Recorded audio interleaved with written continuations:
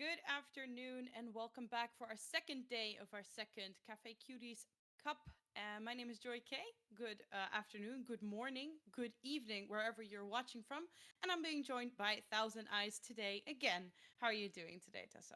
I'm doing good. It's again way too early for my American body to be up, but I am excited here because yesterday's games were really fun. There was a lot of wild stuff that was really interesting to see between the teams. And like I was talking with Torlane after the games, just Mm-hmm. how some of the teams have figured out what kind of like meta they really want to lean into. Yeah, I mean, the games were absurd and very entertaining, and some were just mind blowing. Um, One game that really stuck with me was this, and I'm sure you will have the same. Was this game between Team Sea Guardian and oh my god, who was it they were playing? Team Zela? No. I'm not entirely sure Uh who they were playing against, but it was this Trez? unplayable game. Yes, you are right. Trez, and they were just it seemed impossible to play. Somehow they got a win out of it. But we are not watching Team Sea Guardian right now. Right now, we are starting with Team Torlane versus Team Aya, and we are already in our draft. And already out the gate here, seeing some target bans come through. The Nami taken away, as well as the Zillion. So Torlane Mm. not getting the opportunity to play that Zillion that she is known for. So that will be taken off the board. I think after yesterday, that kind of makes a lot of sense. She kind of solo carried the game. Hui was another one that she did well on the Victor pickup. Now we've Mm. seen that this has not generally been a mid lane pickup for Team Tor lane. It has usually been going in the bot lane for Luxana. Yeah, exactly. But now the Lux also getting taken away from possibly Luxana, and looks like Ezreal will be locked alongside it. Yeah, it is going to No? be. Oh, no. No? Okay. No, I I, spoke too early. I spoke way too early. I'm actually really kind of curious about this because I think Team Aya might be trying to take the Lux away from bot side Hmm. for Team Tor lane, maybe not knowing that the victor can be put in the bot lane. Talia will be the lock in here. I'm assuming this Mm, is going to be a mid laner just based off of the Yone hover as well, but has the possibility to flex into the jungle role as well. So still open options for Team Aya. yeah, absolutely. Yeah, it looks like they're now There's showing their Oriana. cards that this Victor is going to go into the bot lane. Oriana Xin really solid pickups here on the side of Team Tor lane. Opting for Yeah. that Ezreal makes sense here. Yeah, no, I think that Ezreal makes a lot of sense. Stay out of the Zinzao range. Stay out of Oriana Shockwave. The Zinzao plus Whoa, whoa. the Oriana Shockwave. They're just, yeah, we don't talk about hovers. We don't talk about We're hovers just with Team yeah, Aya. I'm learning that real fast. they're just giving Volibear. us a roller coaster. Yeah, Volibear. Volibear will be the pickup here, which just gives them that front line here. Again, this has the possibility of being a top laner or a jungler, so still a lot of flexibility for Team Aya. Meanwhile, Team Tor lane, like we said, they showed their cards. The Victor gonna be going into the bot lane. Oriana is a Tor lane pick for sure, and the Xin Zhao is still kind of what we have seen from them with that early game jungle style and a mage bot lane. We kind of seen what Team Tor lane really wants to lean into. Yeah, exactly. And it doesn't matter how many mages you seem to be banning out, and like you can tell that they've done their homework with the banning of Zillion, the banning of Wei. Um, there are still so many mages in the game that like that can be picked up, and it's hard to ban out Torlane in this Yeah, if you're trying to ban her out specifically here. Gwen and Caitlyn, or Gwen, sorry, yeah, Gwen Gwen. was already Gwen banned. looks a lot different. Gwen grew a Rel, beard. yeah. How did I do Gwen Gwen turned there? into a furry, guys. Right? I hate to be the one to break it to you on this stream here and now. Uh, it will be the Ord and the Caitlyn, and then Beta getting a couple of engaged supports taken off the board. The Alistar Mm. and the Rel. The Alistar for Beta looked really good yesterday. Now we finally get that Ezreal locked in for Team Aya. I think that makes a lot of sense. Again, like we said, trying to just stay out of the engage range of these champions. Ezreal's very, very slippery. You have the ability to stay out of that shockwave. Yeah, exactly. Banning out the Caitlyn as well is like really long range ADC. Then like the Ezreal makes more sense, has the mobility, like you said, to just play around these team fights a bit more sufficiently. Now let's see with Cassandra locked in what Torlane wants to round the draft off with. Oh my, There's that's you some know, you front line. take out That's two some front engaged line. supports. We'll just run another one. Leona gonna be picked up here, which is still kind of just yeah, we're gonna go all in here. Now, granted, this is into a Lux Ezreal bot lane, so the Leona is very much you're either going in and you're winning hard or you're getting poked out really easily with the Scion locked in for Team Aya. That does mean we're going to be getting the Volibear in the jungle, Talia in the mid lane, Lux Ezreal bot lane. So yeah, Leona might be in a situation where you can't get a whole lot done bot lane. You try to roam into the mid lane. This Talia may be a little bit easier to catch out. Yeah, exactly. Now, Talia also still has a lot of options to appeal for herself there, be very disruptive in these team fights, which I quite like, but I would not be very comfortable playing into this much front line with the lockdown follow up that you have on an Oriana Victor. I Mm-hmm. really like Torlane's draft. I think it's really well rounded. Yeah, I mean they've kind of made it very clear what they like to do. It's always early game jungler. We've seen the Xin the Wukong, something of that nature, alongside a mage in the bot lane, usually an engaged support for Beta to run as well, and then just running the tank in the top lane for that really solid just front line here. Raven Bay has played the Cassante yesterday, was just a very solid don't lose lane, show up to team fights and do your job. And Ravenbank kind of showed up on the Kasante too, was getting some solo kills. Yeah, absolutely. We've seen Raven Bay having a like you said, like it was a very straightforward package of how they wanted this top laner to play, and they stuck to that, and it has worked out for Team Torlane really, really well. Yeah, right now I'm honestly looking to just see now Team Aya's composition is a lot less like clear what they're trying to put together, right? Like you have a lot of poke and siege there. Scion could split push. Volibear has the tower dive potential. But the DPS is obviously a little bit more wonky. Ezreal has to stay a lot further back here and just kind of poke. Team I is really looking to just poke and siege. But you're going up against a Victor who can clear waves really well. Oriana can clear waves really well. It's going to be a little bit difficult to try and keep the wave up near the tower to continue to siege. Maybe you get the Talia roams. Maybe you get the Volibear dives under tower to get some of these squishier characters. But Team Aya do have a little bit of a burden of execution on their end.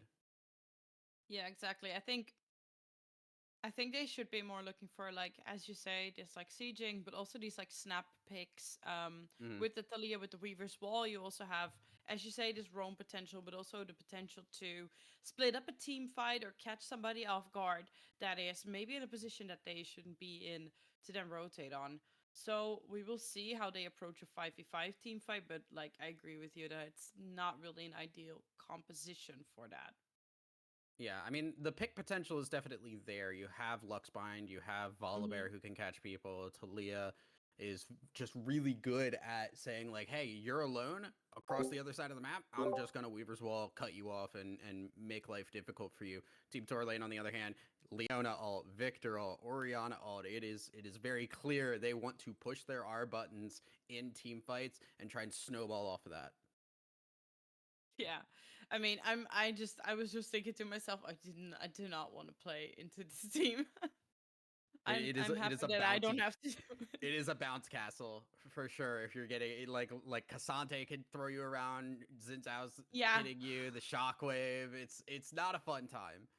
exactly. And we've seen, talking about the Xin Zhao, now that you mentioned it, we've seen really good things from Torlane's jungler coming out of the Xin Zhao really Yep. early on, picking up the leads, picking up a lot of kills, just really, really strong performance on this champion. So yeah, curious to see how they're gonna go up in the Volibear matchup to see how that plays out. Mhm. Yeah. Very much gonna be interesting to keep an eye on here, especially because like you said, this Jitao has been very good Laurie. Okay, I was like, I want to make sure that we get a name to say Laurie. Cool. Because the Lori. entire time Good. yesterday, I'm like, I don't speak Yeah. that language. Yeah. That's not a language I can speak. So we just went with the champion Laurie. Cool. That's good to go. But yeah, no, I want to see this. It's they put a lot on to Laurie in these games to make sure that everything is gonna go well in the early to mid game. The Xin the Wukong. They have been the engines of these team compositions when the rest of the map is in a bit of a weaker stage. Xin Zhao can show up, capitalize on stuff, and really get this team off the ground where they would be just sitting around waiting otherwise. Yeah, absolutely. And we have seen them do that. So let's just see how it picks up. With the two mages comp, you need a little bit of time to scale into the game, get a few items, get going. Definitely if you have a Victor. So a lot on the Xin Zhao, as you mentioned. But I also Mhm. really want to see Raven Bay having a good game this game. Definitely, I think the Cassante is one of those that you can have that game on. Uh, Also now just kind of seeing Torlane. Torlane has been really good in the mid lane. There's not been a whole lot of people that have been able to keep up with her. She has come out of lane with leads in pretty much every matchup we have seen, and Oriana from ahead can do a lot of damage if given the opportunity. So want to see what Torlane could do in this mid lane as well. Mm, absolutely. We have seen Torlane being a menace to every team that they've played against. So I do think that we throw it to a little bit of a break just to sync up with our Nope, observer it'll be delay. 20 seconds. All right, we don't need a break. Thank you very much, production. We will just be heading into the game as soon as possible. Um, yeah. So we have seen Torlin being incredibly impactful in the last games that we've seen from her and her team. The roams were great. The damage in Mhm. output was amazing. You could just see that this is a very Game's strong ready. player. So seeing them on the Oriana will be really nice. Yeah, roam potential is definitely a lot less capable here as we're moving into the game. Oriana not known for her roams, but yeah, we get this Xin Zhao that's just a perfect vehicle Welcome for to the Summoner's shockwave Rift. these team fights. The Volibear and the Scion, a little bit tougher to chew through for something like an Oriana and a Victor. We're 30 seconds some of until that minions burn spawn. entries on the Victor to make sure those tanks are not too big to topple. But Team Torlane, if they get an early lead, that Victor we've seen snowball. We've seen what Torlane can do with the lead as well. Yeah, exactly. Karina is also there. Good damage. No. Flash already forced out. That is a little bit of a disaster so early on into the game. Minions Not have only Flash, spawned. but there was a health pot burned as well. Lots of panic. And with that too, backing now, going to be a little bit late to the buff. So there will be a little bit of time where this Volibear has the opportunity to now get a gank off a little bit faster than Xin Zhao, and that's not what you want. Xin Zhao wants to really get off the ground fast. Yeah, exactly. This is a little bit of a disruption in their game plan, but looking at bot side now, Beta with a very aggressive stance. Luxana throwing out the Q doesn't connect it, sadly. Now Beta has to just walk that one out. Taking a little bit of poke damage from that Ezreal already. I like the look, just saying, hey, we have an opportunity here. Vision will be seen for a Paul Fangirl, so that is a Volibear that is seen walking over to the Krugs. And they will, at the very least, with the loss of time on the jungle start, will be at least seeing where this Volibear is going to go. Yeah, exactly. A little bit of a consolation prize in that sense that, like, you know, at least you get to see a bit of the pathing coming down here. Volibear already making their way to Raptors. And They're now also knowledgeable about that too, because you can see Paul Fangirl use the blast cone to dodge the vision at the same time too, so they don't have great timers on it, but they should at least have an idea, especially just knowing the Volibear started topside. You can see Volibear already getting down to the Wolves, while Xin Zhao just crossing over to the Raptors right now.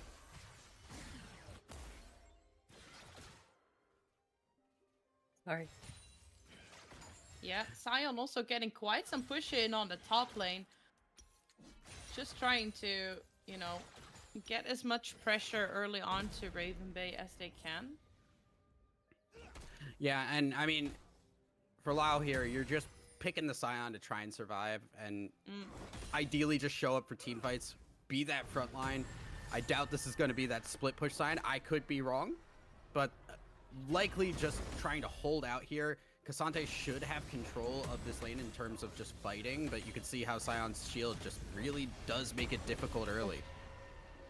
Yeah, it does make it difficult, but then again, Cassante actually really good at bullying him. One of those fighting tanks that a laning Yeah. tank. He's a little scary, especially into other tanks that can't just out damage him early. Yeah. Really bruisery playstyle, you like to see that. Both mid laners deciding to take it back here. As Jungler is gonna meet most likely here in the river. Crab will be started up, smited away though. Yeah. Laurie gets it. Good smite.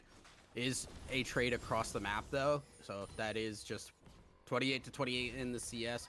TP used for Tor lane here. I would expect the same from Serena. Bot lane getting a little bit of action. There's been an ignite used, and Juzo is now having to back away. No mana, very low HP. This is where that Leona can shine. Yeah, exactly. I mean, playing so close to the tower makes it a little bit harder for the Leona to step up, but so far, this is like, if you can keep this pressure onto the wave and to the enemy team, then this is going to make the Leona look even scarier than she already is. Now, Beta stepping up a little bit. You see how they are respecting it as well. Yeah, especially because they know they don't have the mana to take a full-on fight here, and it's a little bit scary. Lux damage is just not there yet. Volibear is going to get spotted out on a ward here on the Raptors. So once again, a Fangirl kind of seeing this Tor lane who got over there and got to put that down before the wave crashed over. And it's, again, just good jungle tracking at this point. Yeah, E connects. That is going to be the trap with the stun. And that will be first blood. Sadly picked up by Beta, but great engage here from her nonetheless. I wanted to point out, like you mentioned, all these wards that are providing a lot of great knowledge for the team of for Team Tor lane. But this is something that we also saw from them yesterday that I just remember you pointing out as well, that they had such amazing vision around every objective, making it incredibly hard for the opponent to get even close to them. Yeah, I mean, they've got a lot of clear objectives on how they want to play the game and saying like, all right, cool. We're probably going to push in on bot lane because we've got mages once some items come through. It's hard for a lot of early AD carries to match up with that, especially something like an Ezreal. We got to get vision down if we're going to be pushing up. Now going to see the ward on Dragon will spot out. Paul Fangirl wanted to start up the Ocean Dragon, not really going to be able to do so here as Beta is around, and Laurie not far away either. Nope. Tor lane will be rooted by the bind, but now a quick snap engage will make short of the Volibear. Volibear gonna fall. Mimi's still in river, but has to respect the Zinzao here. I honestly, ooh, wait. Okay, does shift away. Honestly, really good moves there. Lots of damage on the Zinzao, but really good moves from Beta and Laurie to be there. Bind? Oh my god, Zinzao so incredibly low. Weaver's Wall. Weaver's Wall coming in though. Flash traded for Flash here. Will be Serena's kill to pick up, but the Feats of Warfare that will be claimed as actually Raven Bay with the solo bolo up on the top side. Sion will fall. Mimi looking to get the kill onto Luxana, force the flash out. Beta looking for a stun just to make Mimi back off, but with that lethal tempo, Ezreal can just kind of keep going. Now, looks like Team Isla, they've set their sights on the Ocean Drake. Yeah, and the early fight there, getting the Volibear down was great, but then they stuck around a little bit too long, wanted to get damage onto Mimi, not respecting the fact that the Lux Bind can make things really tough. Will lose out on the Dragon because of that. Unfortunate for Team Tor lane, but they do get the solo kill in the top side, kind of like we expected. The Cassante is going to do some work against the Sion. Lau will eventually start to scale up and be able to frontline for this team. But right now, K'Sante can just lane pretty easily. Yeah, exactly. Sion just has to wait for his passive to get a little bit more online, so to say. But now, Laurie, seems like they've set their sights on the grubs. And we've pointed it out, and our observer cleverly points it out again. There is no vision on the side of Team Ayla around these objectives. So they can just snuck them in from under their noses. But Lau has the ward available. We'll put that down. Darlene's walking. Yeah.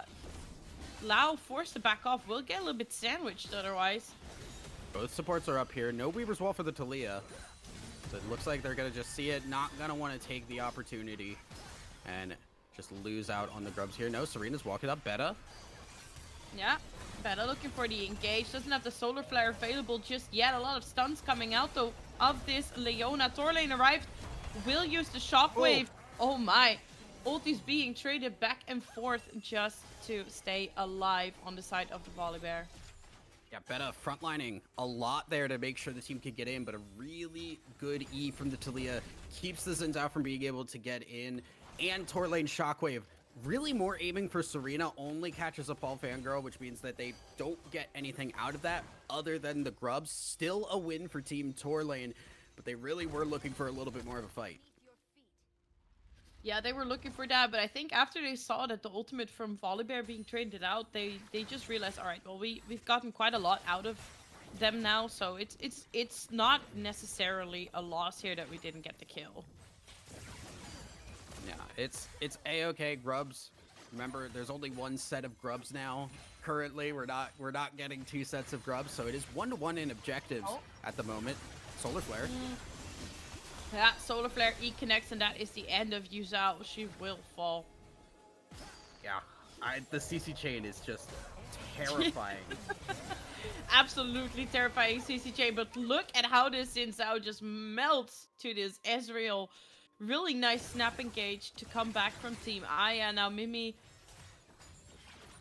forced to kind of step out here to just get the farm. Has to really respect, has the Arcane Shift available at this point again. But has to respect Beta on the Leona. So we'll decide to back off. I mean, the CC chain was great from Team Torlane, but then the follow through there, we saw the weakness of the Orianna into the Taliyah. You just Weaver's Wall down to the bot lane. Make sure you get a 1-for-1 trade in terms of the longer term of that fight, and you don't lose as much. Now, gonna see Juzo getting into the enemy jungle, warding the red. Gonna see Laurie is gonna get spotted out, but maybe they're just gonna go on to this. Yeah, I mean, the Lux, no flash available, only a heal. Shockwave will be an investment, but for another kill, that will get Torlane ahead. So it's an investment that they are willing to make here.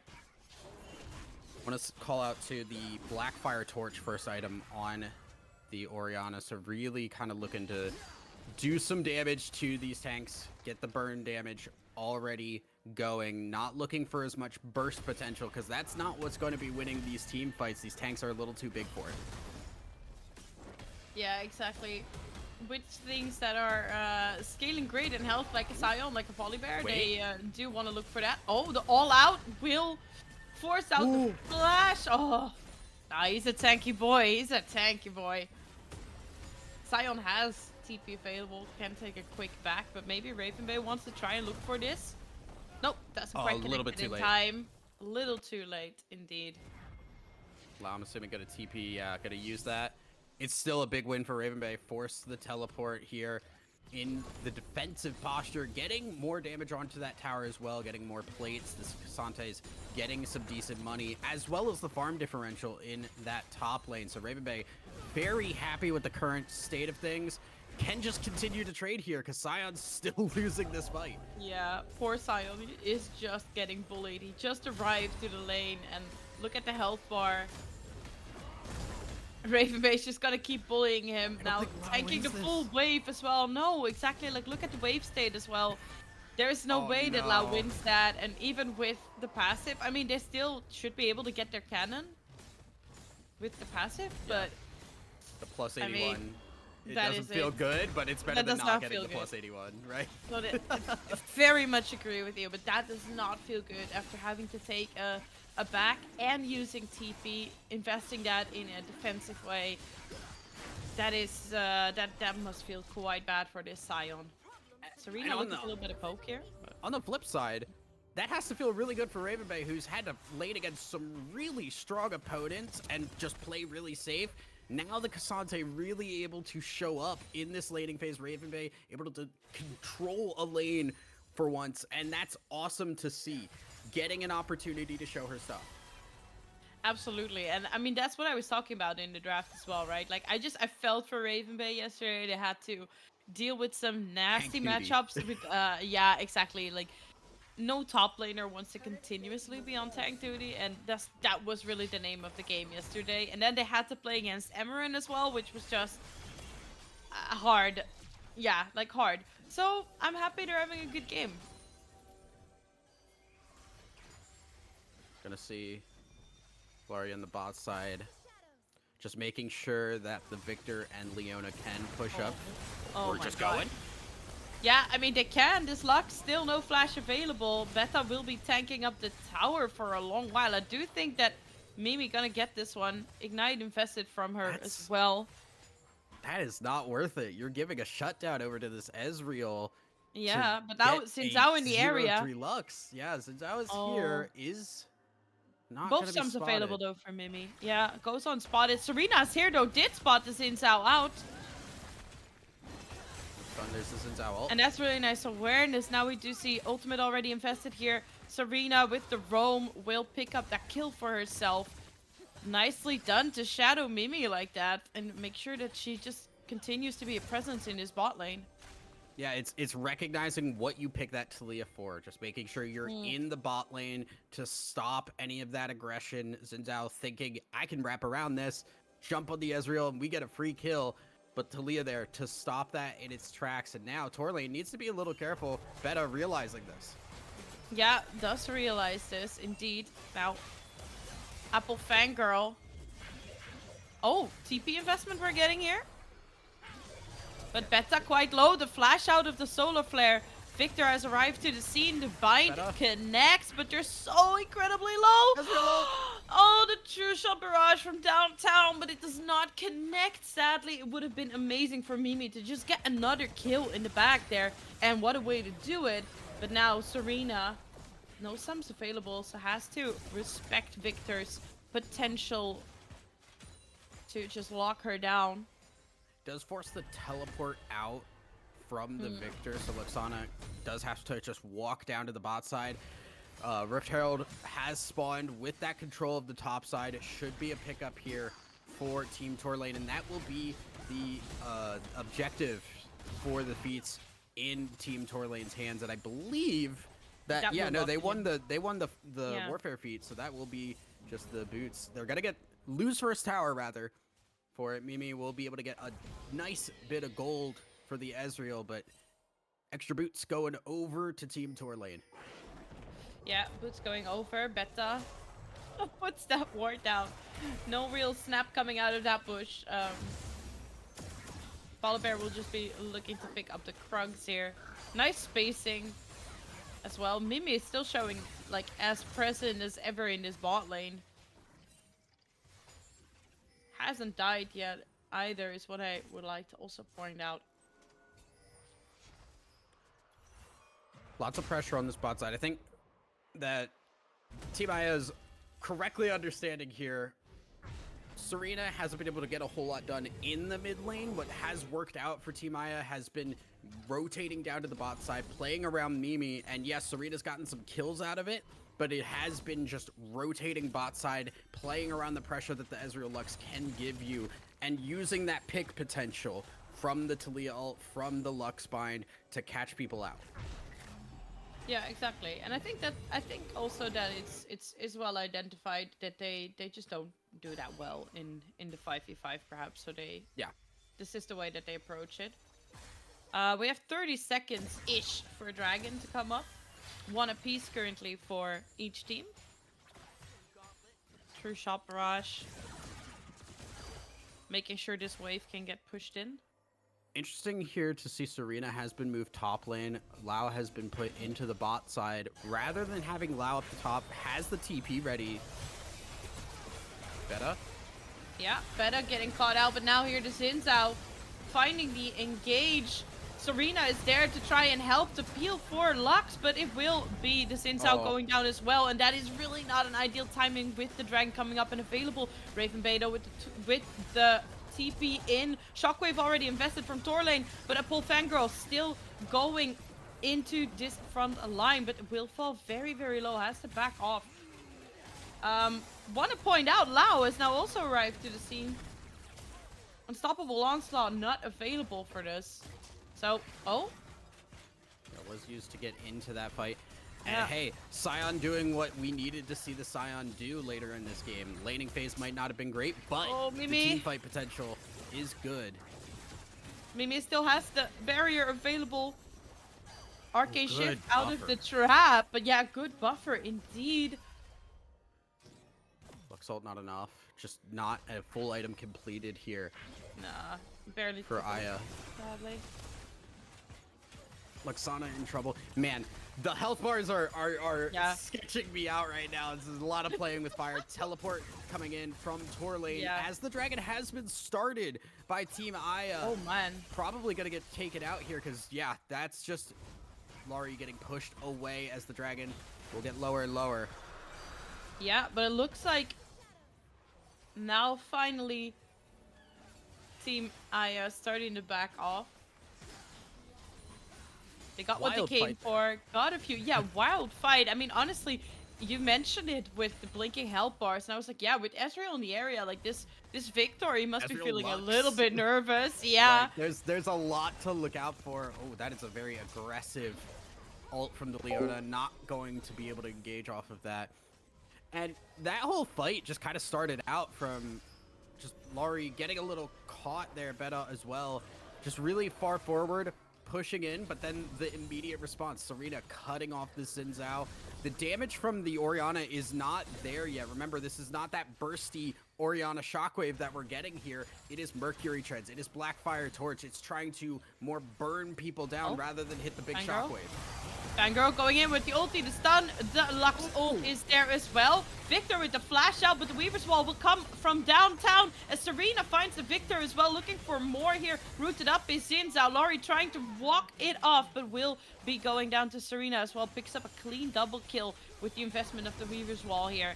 Raven Bay has to pop that unstoppable. Yeah, good unstoppable there to just be able to walk this one off. Look at the damage. Look at the poke that they have on the side. Mimi with the lethal tempo. But it's dead. Just able to keep farming away on these champions. That is so tough for Team Tor lane, and that's the exact scenario that Team Aya wants. They get that one pick, that big catch, and then they just get the opportunity to siege going in. Raven Bay, yeah, the unstoppable really paying off there. Any other champion, they're dead. Up that. Yeah, exactly. Anyone that's not Cassante dies there, but it's Cassante, so he gets to live. Lao, in the meantime, getting a lot of free rain on that top side, will be able to take this tower uncontestedly. Yep. As we do also now have the Thornbound Atakan spawned on the bot lane. Has been warded this time by Team Aya.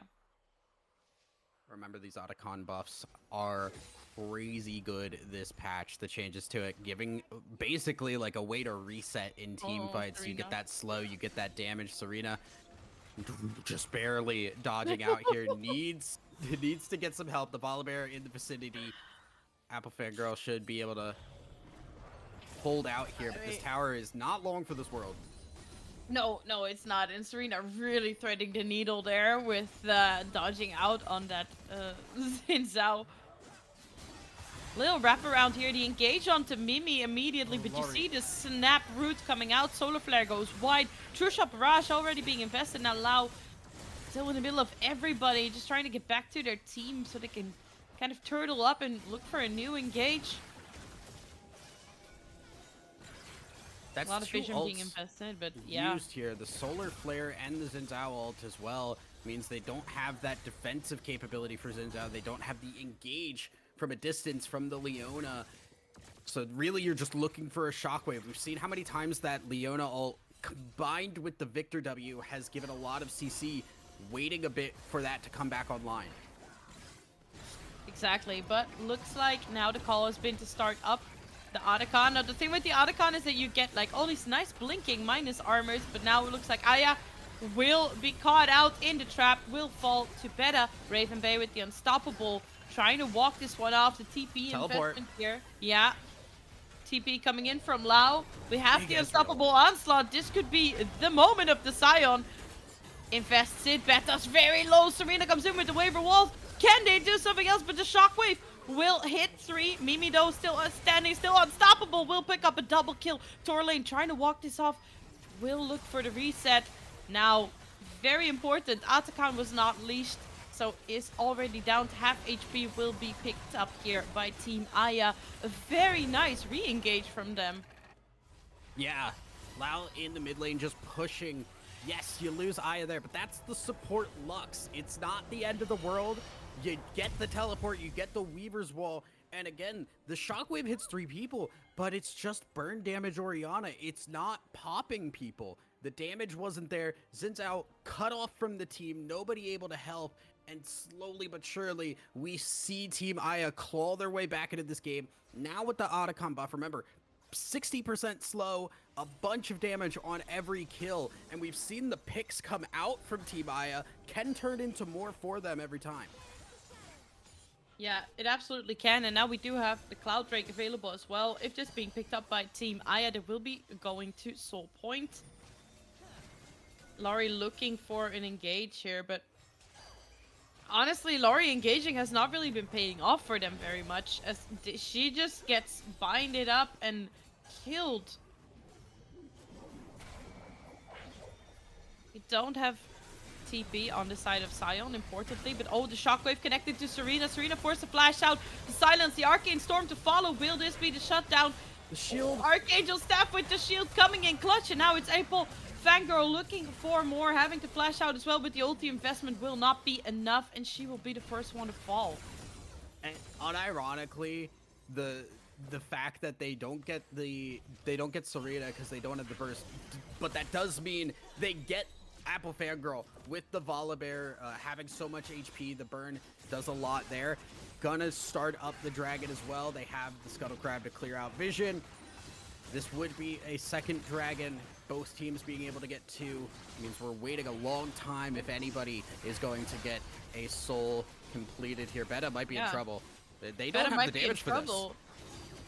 I'm not sure. They have the zoning for it though. For now with the Victor, they don't have Arcane Storm, but Serena, most importantly, invested the Weaver's Wall to get back here in time to hang on to that TP. Still will not be picking up this dragon though. Genuinely, the move speed from both the blue smite on Zinzao and the Cloud Dragon area did get Zinzao out of there a lot faster, meaning that an engage was not easily possible. So helps them get that dragon, get out. Little bit sketchy, but still Team Torlane holding on. Yeah, holding on indeed. A little bit of a gold lead now as well for Team Isla. I mean, I'm trying to think back of like what we've seen from this team yesterday when they were behind. But I can't Team really... Torlane? Yeah, Team Torlane. It's mostly just been them kind of punishing mistakes with what they usually have a little bit more utility on their team because of the double mage. We've seen a lot from the Zillion Beta now. Gonna be seeing a lot of people up near that Baron pit right now, and with the waves in the state that they are, Team Torlane kind of have to just wait, make sure Baron's not happening, and catch the waves as they come in. Beta in trouble. Yeah, Beta, a little bit of chunk damage onto her. Lao. This is the Scion, tanky as hell.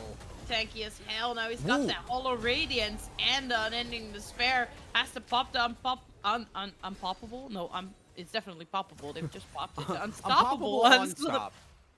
Yes, the unpoppable unstop. Yeah. Uh, but, but that is flash from My Cassante. English brain. That is flash from Cassante, which now means the possibility of getting a flash all out onto a really crucial member in that backline is not available for a bit. So you're having to play more front to back, and this Ezreal, Lux, the Talia, given time to just continue to poke, no flash engage, now puts you in a little bit of a sketchy spot. Yeah, I mean, I'm gonna be honest with you, when we saw this draft coming together, I wasn't sure how they were gonna play this out, but I have to give it to Team Aya. I am impressed with how they are, you know, holding it together here and have managed to surmount themselves with quite a nice lead.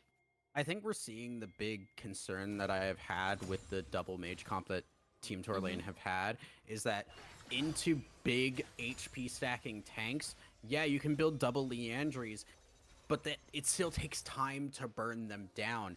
The damage in a team fight, they're just going to tank all those cooldowns, and now you don't have damage threats until those abilities come back up. It's causing some issues. They can't kill the Scion. They can't kill Apple Fangirl when she's caught out. It's tough now for them to actually punish these mispositions.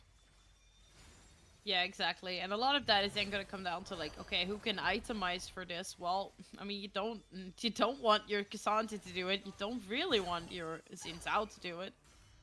Also because Yeah, it they would just put your Xin Zhao in such a weird position in team fights.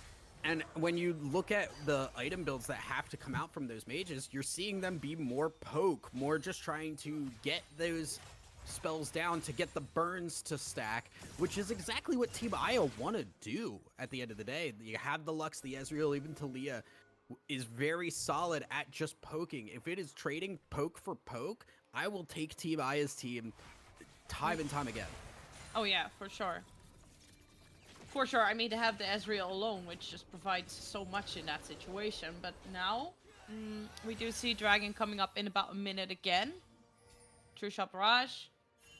Goes wide, just to check this Baron Pit, I suppose.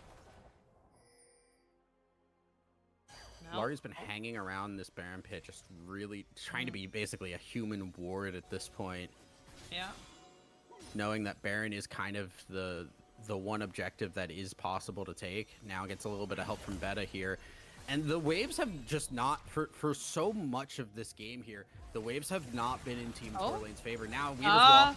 Weaver's Wall, yeah, forcing out the flash from the Victor. Now Laurie, though, straight onto that Lux flash engage as well, but it will Serena's in trouble.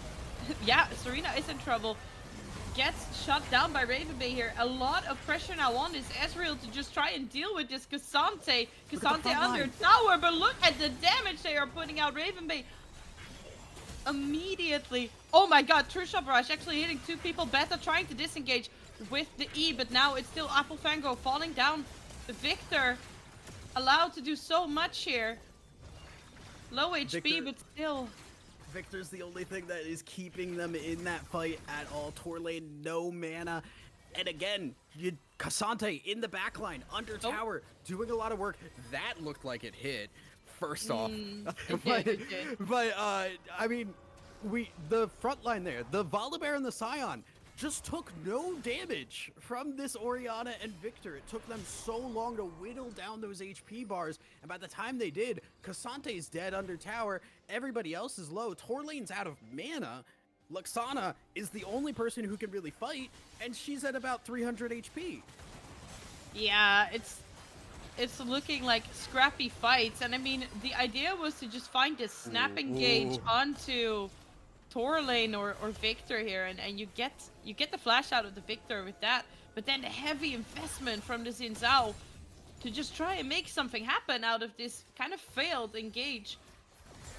Get something back for yourself. Oh, yeah. There was no smite for that dragon. That was very much a possible steal, just not able to get it from Team Torlane. Now it is sole point for Team Aya, as we do see Torlane taking a chunk of damage, and again, like, as these fights kind of keep going, that poke damage matters when we get to the 5v5. If Torlane is at half HP going into it, and it takes them a long time, that's a lot of opportunities for Torlane to lose more HP. Yeah, exactly. Still has the flash available, but don't really want to invest that just to try and get out of sticky situations in team fights. And like, can you remember the last time we haven't really seen Mm. a minion wave going into Team Aya's side of the map? The wave control No, has been no, excellent. exactly. Oh, the engage here onto Raven Bay goes Very all. tanky. Well, yeah, very tanky. So much damage actually onto this Volley Bear. Volley Bear has decided, nah, maybe I don't want to take this That is a engage lot of. after all. But now Beta under a lot of pressure as well. I think she is going to fall pretty soon to this Ezreal. True Shot Barrage almost up and available again. Raven Bay still standing. So much CC though that they have to deal with between this Lux and this I'm sorry, this. Why am I saying Ezreal? This Lux and this Sion. I mean, hey, the fact that Team Torlane got out of that with nobody dying, Raven Bay still playing with fire Oh, here. Luxana. Luxana goes golden, but what will be the cost of that? A big knock up here from Serena on the Talia will confirm a kill. But now Lau still standing in the middle of everybody. Serena will clean up all these kills here. Mimi will take the last one. That is going to be 4 clean kills for the side of Team Aya. And a little bit of just a poor rotation out of the blue side of the map. The blue buff side of the map, rather. They walk around. Yeah, Raven Bay kind of gets away with it because of the HP, but Luxana does not have the same luxury. Has to go golden. Ends up caught out and pretty much immediately blown up. And from that point on, Team Torlane are just trying to make up for the loss. Can't do so. They get 1 kill in exchange for 4, and their inhibitor tower falling. Again, the map control has been insanely good for Team Aya. They're only just having to worry about that bot lane. They still have tier 1 in the mid and the top side. Yeah, I mean, you just pointed that out. I was just thinking about it. Like the towers haven't even fallen there yet. But it's been fantastic map control from them, as you say. Where we have praised Team Torlane for their vision control, it's Team Aya have really been matching that in a fantastic way. Looking to posture up a little bit here is the Volibear. Boss award. Raven Bay is kind of the big saving grace, I feel like, right now for Team Torlane. They have a big front line, and they're able to just kind of hold out for if Raven Bay could just tank a lot of damage. Beta is looking for a flank. I'm not sure. Okay, just going for the ward. I was going to say, Yeah. flank is a little sketchy here. Yeah, I mean, I think they spotted Aya out. Not sure if she was alone or not. Raven Bay holding on to the unstoppable here. The bind going down onto Victor. Good poke damage. So Victor already quite low here before this fight has even started. Now they're looking for the Xin Zhao. Flash already committed, but there's the knock up, the airborne. Solar Flare goes wide, hits a lot of people, but not quite stunned up. Beta Look at taking Lau. so much damage, and Lau just standing in the front. Serena looking for Victor once again. Oh my god. Just cleaning up this Talia, looking absolutely fearless. Weaver walling into the base. Mimi with the arcane shift forward will confirm the last kill. It's an ace. And with the wave coming in, they are looking to start sieging up these Nexus towers. Maybe even ending the game. I think very possibly ending the game here. Yeah, this is going to be the end of the game. And Team Torlane held out for a while. I think their composition hit a bit of a weak point once those tanks came online. Team Aya really playing around that poke that their team has. Really, really solid stuff. Because I was definitely worried once we got into the mid game if that Lux Ezreal was coming out of a bad situation, if the Talia wasn't ahead. It was immediate that we saw Mimi doing well and the Talia showing up to make sure that that bot lane really got going.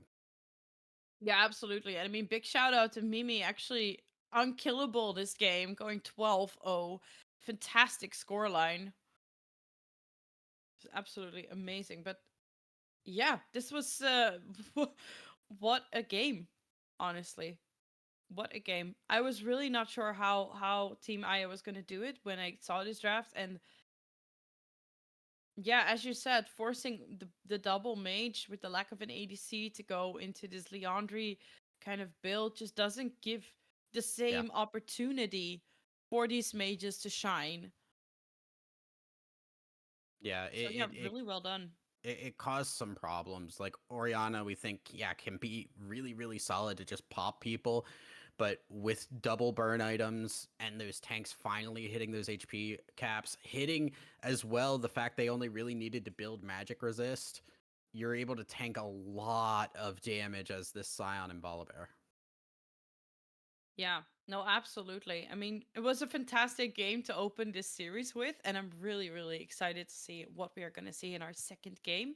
So, we are going to toss it to a little bit of a break, but we will be back soon with game number 2. Don't go anywhere.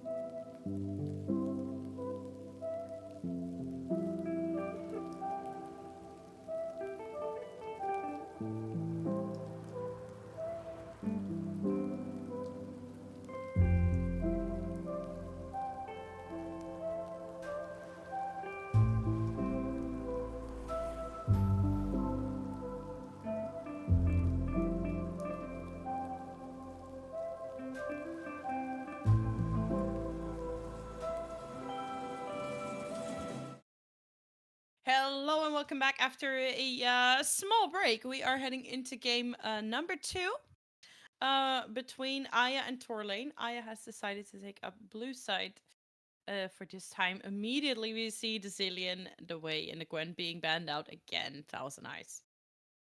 Yeah, I mean we're seeing pretty similar bans for Team Aya, and why not? Why change what already worked? Or going to be the first pick for Team Aya again, just going for that weak side top laner of just you get to stay up and alive and look for that team fight. What we saw similar to last game. Now Mm-hmm. on Team Tor lane, seeing a little bit of change already. The Camille, a much more aggressive. Cassandre, not bad in terms of aggression, but Camille is only just a fighter. And the Galio pickup too. I'm assuming this is going to be support. Um, I want to say we've seen it before, but now I'm not sure. I think we have.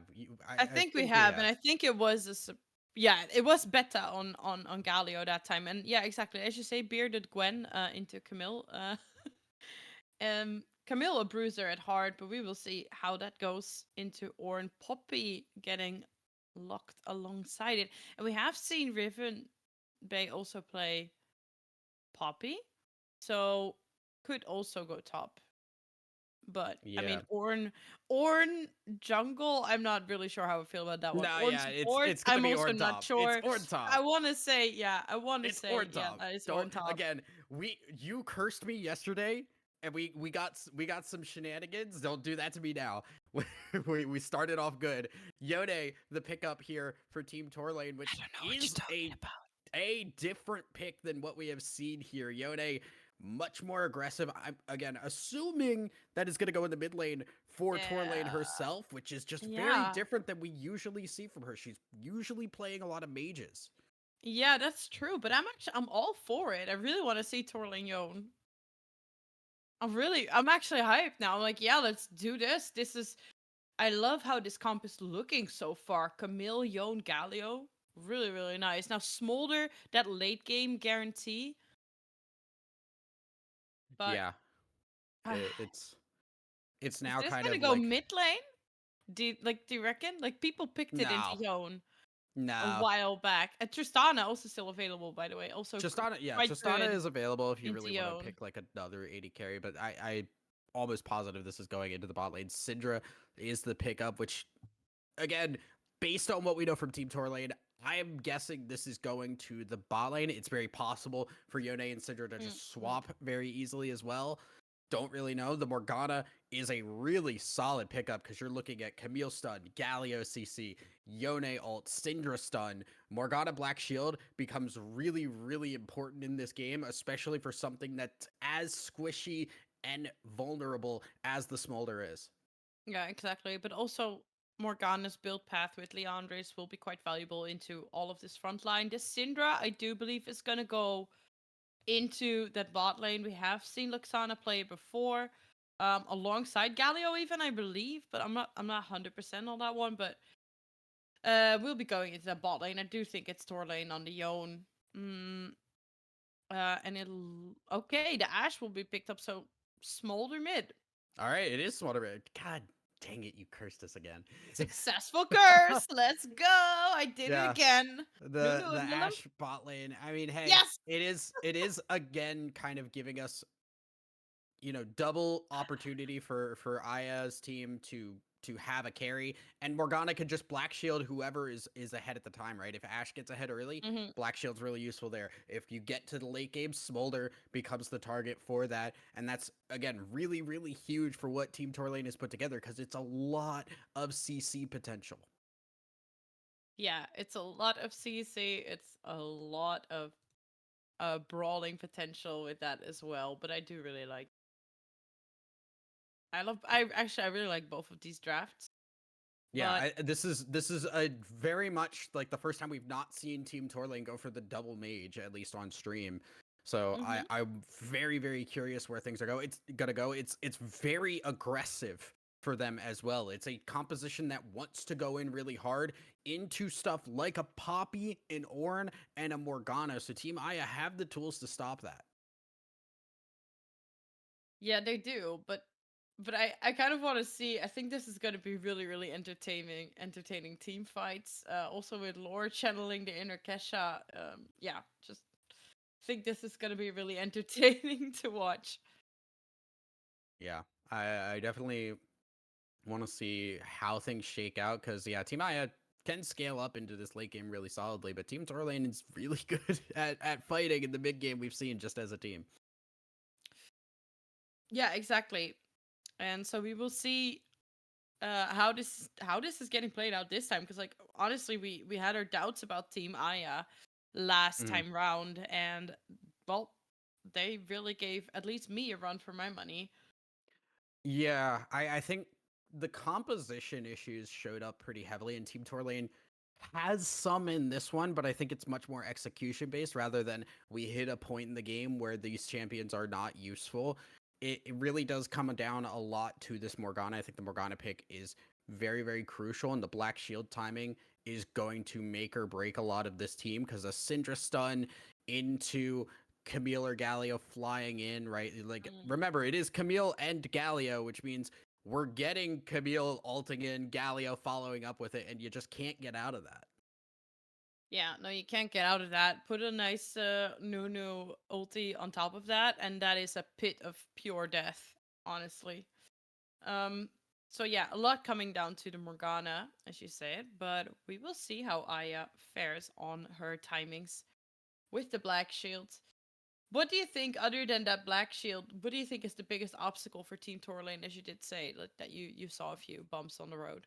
I think just the fact that they're gonna want to try and just run at Team Aya, and they have a lot of tools to stop that. Ornold, Ashel, Poppy W stops a lot of what Team Torlane want to do. It might take some flanks. It might take just making sure those cooldowns are gone and baiting them out. So Team Torlane have to be aware. They can't just say, we have a comp that does really well going in. We're just going to go in. You've got to play around the cooldowns that are available for Team Aya. Yeah, exactly. It's like Team Aya has this really nice turtle comp, and they will be really good at holding down certain areas. Like when it comes to fighting around a Baron or Dragon Pit, I think their comp will really shine. Um, and then I think, we will see how the execution comes down from Team Torlane. I do think we are going to toss it to a little bit of a break before we head into game number 2. But please let us know in the chat who you are cheering for, as this might already be the end of the series. Remember, Team Aya is 1-0 right now, so they can lock in the win. But we will be right back.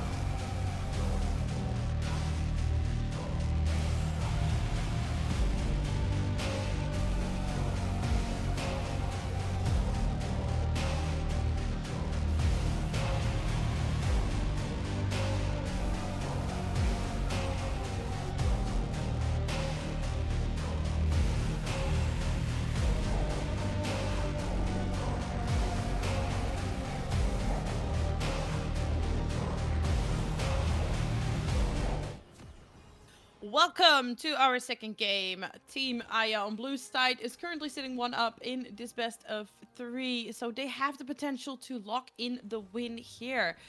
But let's see how they fare up against Team Torlane's rather dive-heavy composition here. Yeah, now, like, early to mid game, I think is really where we're going to be looking here, because, well, we're also going to be looking at the frog.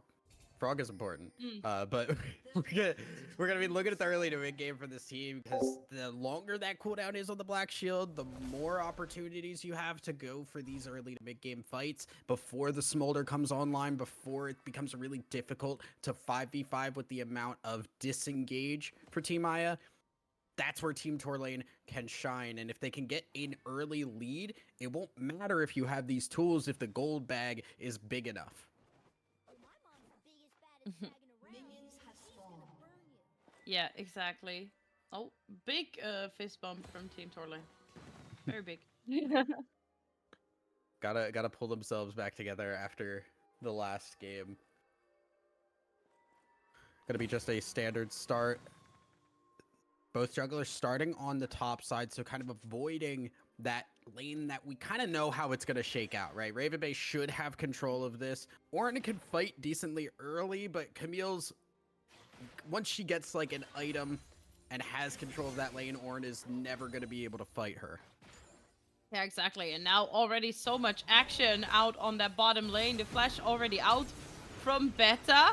Another bind, another flash, and Mimi manages to pick up the first blood there. Nicely done. We missed a bit of the start of that fight, but we saw the ending, and that's what mattered. Yeah, and it's kind of tough there. The Ashe is really, really scary. As I realize we need to zoom ourselves back up to back up to live. But Ashe is just really hard to run away from, and Beta burning the flash, burning the ignite, still going down. It's kind of tough.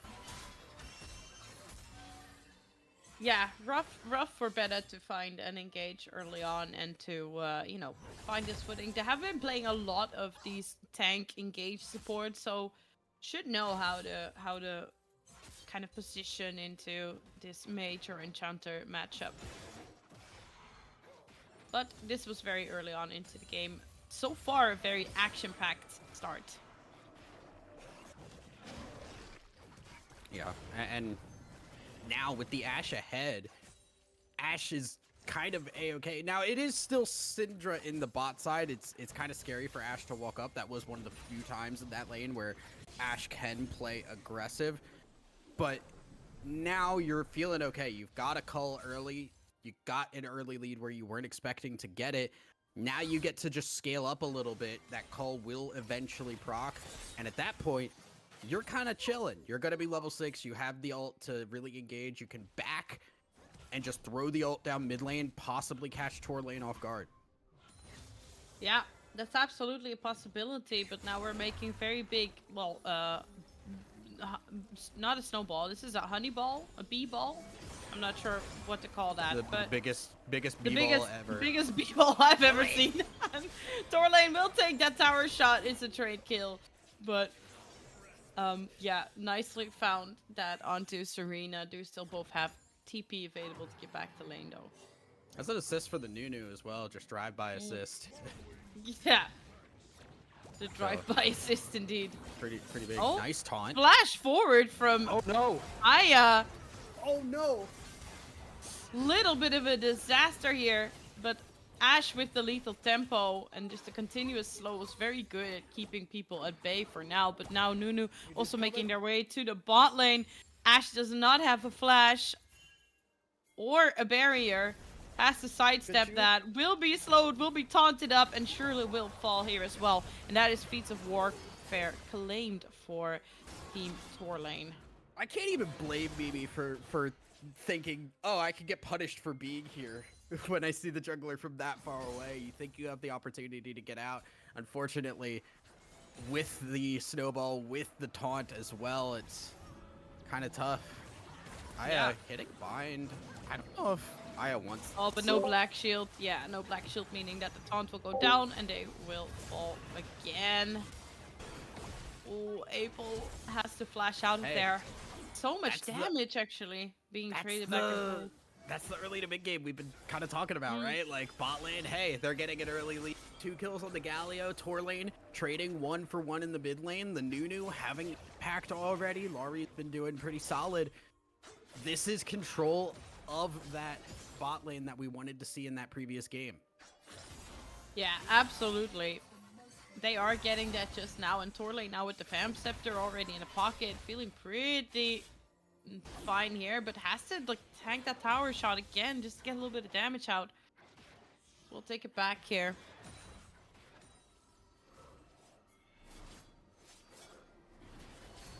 Heading back, and now seeing both our junglers on the bot side here could see a little bit of action. Ult in the mid lane just to make sure Serena can get this wave out. Has to back away. Oh, the taunt goes down though. Fate Sealed not available, but will not need it. But oh my, actually a trade kills Beta. Tanked the tower just a little bit too long and falls in the end. So that is a 1-for-1. It is still fine here because remember, Serena does not have a teleport to get back into lane. Luxana can just catch the wave. Yeah, you miss a little bit on the bot side, but that wave is going to crash into the mid lane. That Smolder's not getting that farm, not getting that XP, not getting those stacks as well. Ooh. Forcing out the flash there from Luxana. Poppy still there. Very early black shield. Yeah, Torlane is here. Very early black shield. Bind hits, but no flash available here on the Morgana. Surely going to fall. Just a delay of execution here. Yep. Will fall in the end to the Syndra. And that all stems from that gank in the mid lane that Beta did, because that gave control of the lane. Smolder wasn't there to catch the wave. It's shoved in. Torlane gets a free roam, just a free timer to move down to that bot side, and you get the kill off of that despite the aggression. Yeah, and I don't think, I was saying, I don't think Poppy gets the back here. Syndra just gets that free engage under the tower. Beta will fall for it, but she will pick up the double kill. Now has to run out. Yeah, just gets to walk out. Really good plays on the bot side here for Team Torlane. They not only get that pressure, but they just don't give up on it. Make sure there's no opportunity. Dive on the tower. No. Oh my god, just the tip of that snowball hitting Serena. The Fate Shield coming in immediately. But Torlane not wanting to tank up the tower for that long. They learned their lesson there, but it looks like Nunu coming in for round number 2. Will not connect the snowball this time. Mom is actually still available for Serena, so just could call Mom in to get a little bit of health back as well. Clear out the wave. Right now, Torlane, I think, getting more of that lead that we wanted to see in game number 1. Bot lane also doing really well. Luxana has been just fed out of her mind at this point. Already has eluded, completed. Serena needing 3 people to make sure she can get any kind of farm in this lane. Yeah, I mean, it's rough for this Smolder for sure. And as you said, like, Luxana spoon-fed kills here. 4-0 on the Syndra. This is really, really looking good for Team Torlane so far. Oh. Oh. Yeah, they're leaving the grub. He's on it. But in the meantime, Torlane manages to finish off Serena, and Luxana has to has the kill onto Mimi. Yep. That's just Syndra things. That's just a 4-0 Syndra, I think. Yeah, Torlane. Exactly. It's just a fed Syndra. We're gonna see here how Torlane did manage to get the kill onto Serena. And oh my god. It was close, but yeah, she actually gets it by, fleet footwork really paying off there. Heal gave Torlane that kill, and then 4-0 Syndra things. That's kind of just the Syndra experience there if you're an AD carry. Yeah. Not a fan. Just gonna say it. Not a fan. It's so hard to play into, and now that the Syndra is fed, it's just nearly impossible. Because you also don't want to leave Ashe on her lonesome here, where you could normally be looking to do this. Now it's just almost impossible because they're facing such a fed laner that can just pull the trigger on them whenever. Yeah. I've also seen really good control. Look at the farm differential in the top side. 93 to 50 in favor of this Camille, already off the ground. And Ornn is just waiting back for waves to come into the tower. That's the best she could do. Yeah, Aya decides to go Good for the flash. black shield onto Mimi. The flash to dodge out on the Fate Shield. There's the ultimate. TP actually gonna come in here as well from Raven Bay. Serena under a lot of pressure. Ignite has been invested as well. The Ornhorn. Maybe they can do something here. Raven Bay popping the Hexic ultimatum, falling real, but gets to walk this one off by the looks of it. Maybe the bind. Oh, the bind connects! The bind connects. Galio coming in to the rescue. Oh my, Raven Bay living with slither of health here. Amazingly played by Beta. Beta is a savior there. I think that bind kills if the magic damage shield from the Galliwalt doesn't come in. At the very least, it puts her in absolute death range. Really solid move from Beta to get in range of that. Make sure that Raven Bay could get out of a really sticky situation after being too far forward. And this also gives Luxana time to get more plates on this Syndra. Yeah, exactly. Now, Serena shows up and has her Q stacked now enough to pretty much just one-shot a wave. So she will be denying any further push in for now. Feats of Warfare have been locked in, and as we mentioned, the other options are then to get the three big jungle camps cleared or get the first tower in the pocket. And it's starting to look like first tower is probably the easiest option for Team Torlane to make sure that they lock in these feats. Apple Fangirl gets a nice engage here onto Galio. Galio falling quite low. Good stun though from Luxana. Serena so very low. Ashield goes wide. It's now Apple Fangirl. They're looking for more here. The bind sadly doesn't connect, as it looks like now the remaining members of Team Torlane get to walk this one off. Yeah, not able to get anything more there. Beta going down is unfortunate. It is unfortunately also kind of just what happens when you're down. Sometimes you're going to be too far forward. Sometimes you're going to pay the price for your team. Right now, looking at the Smolder stacks as well, I saw we're just at about 100 stacks. So we're hitting a break point pretty soon. And Laurie, a little too far forward. A little bit, but the punishment isn't that big. But now the Chains of Corrupt... Oh, actually... Chains managed to lock down Laurie, but now Beta with a re-engage finds a beautiful knock-up onto two. Mimi has to be so careful here just to try and put out damage. Really can't do much to help her team.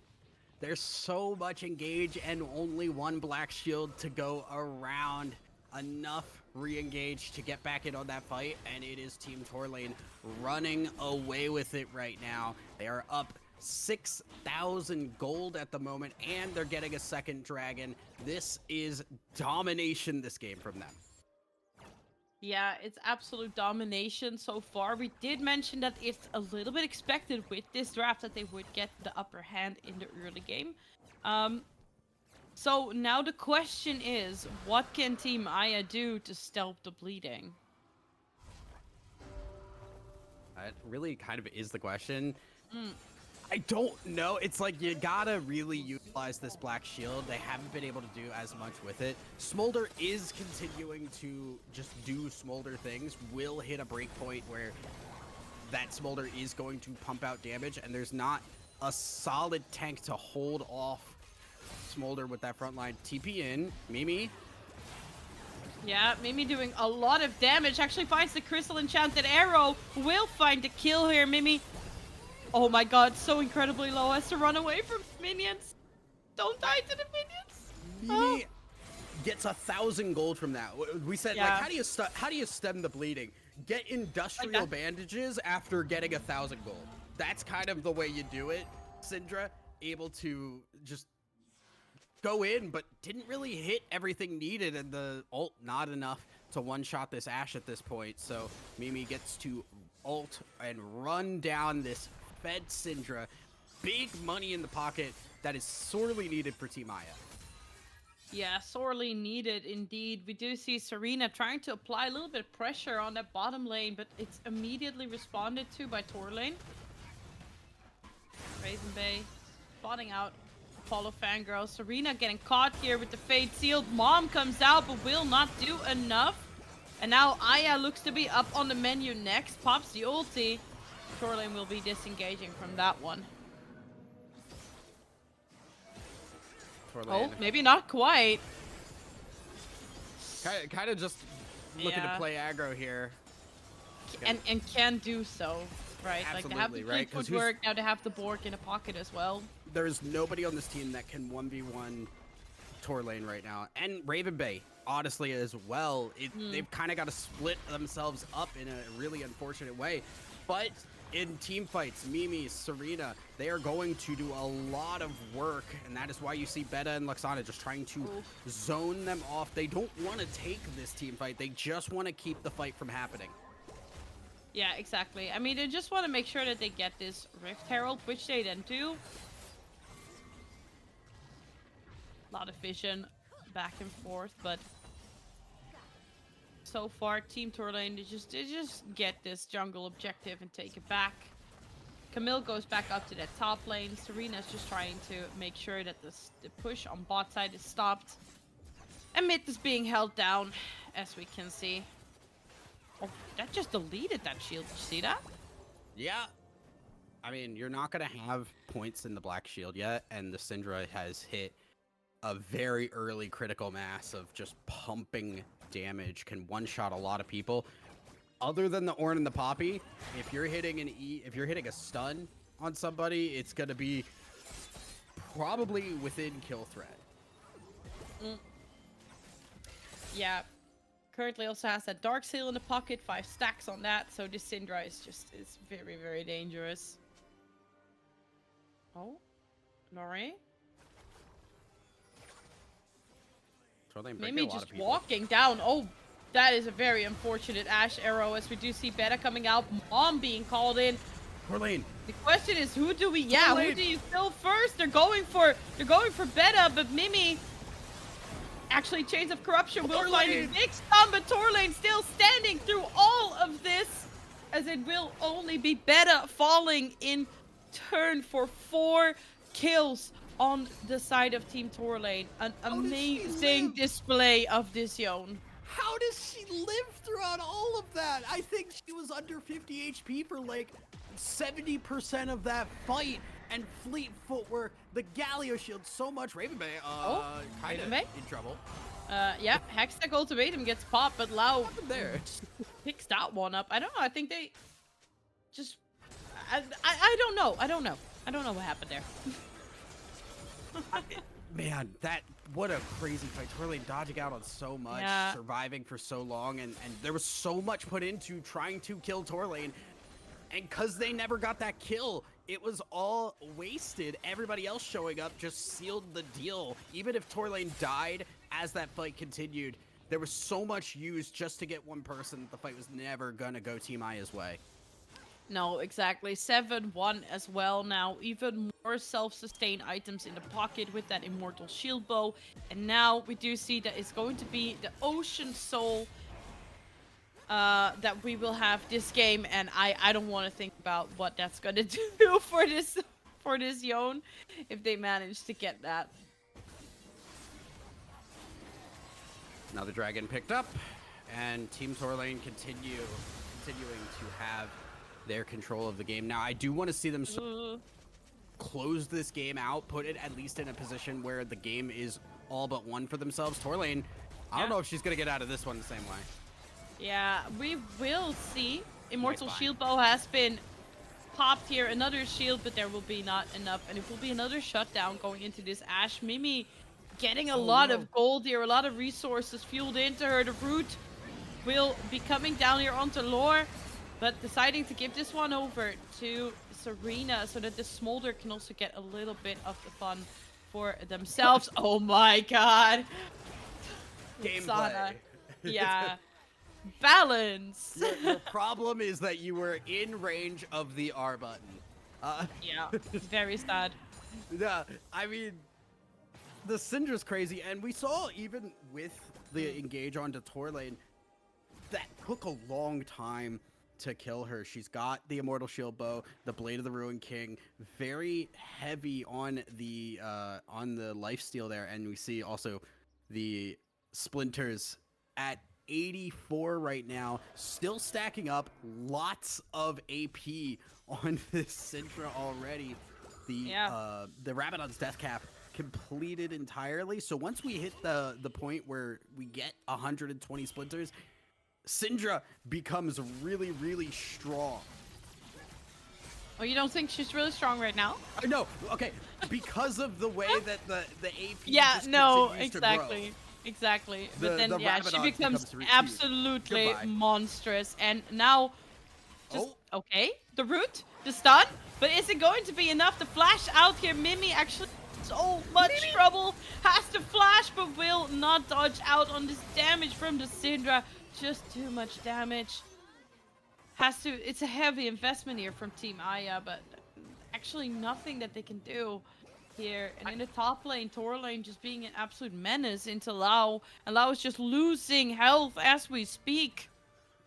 I'm so amazed that Luxana stayed alive throughout all of that. It was a weird angle in terms of vision. Tor lane probably dead here. Yeah, well, Fate Seal does a lot of damage. Galio? Mom coming out, but Galio comes in. Vesa again through the rescue, but it's a double kill for Tor lane. Tor lane just looking strong as ever. Showing up for her team. Serena, a lot of trouble here. Oh no, the Nunu ulti. Oh, he just solo kills. Yeah, this is just, Oh my yeah. god.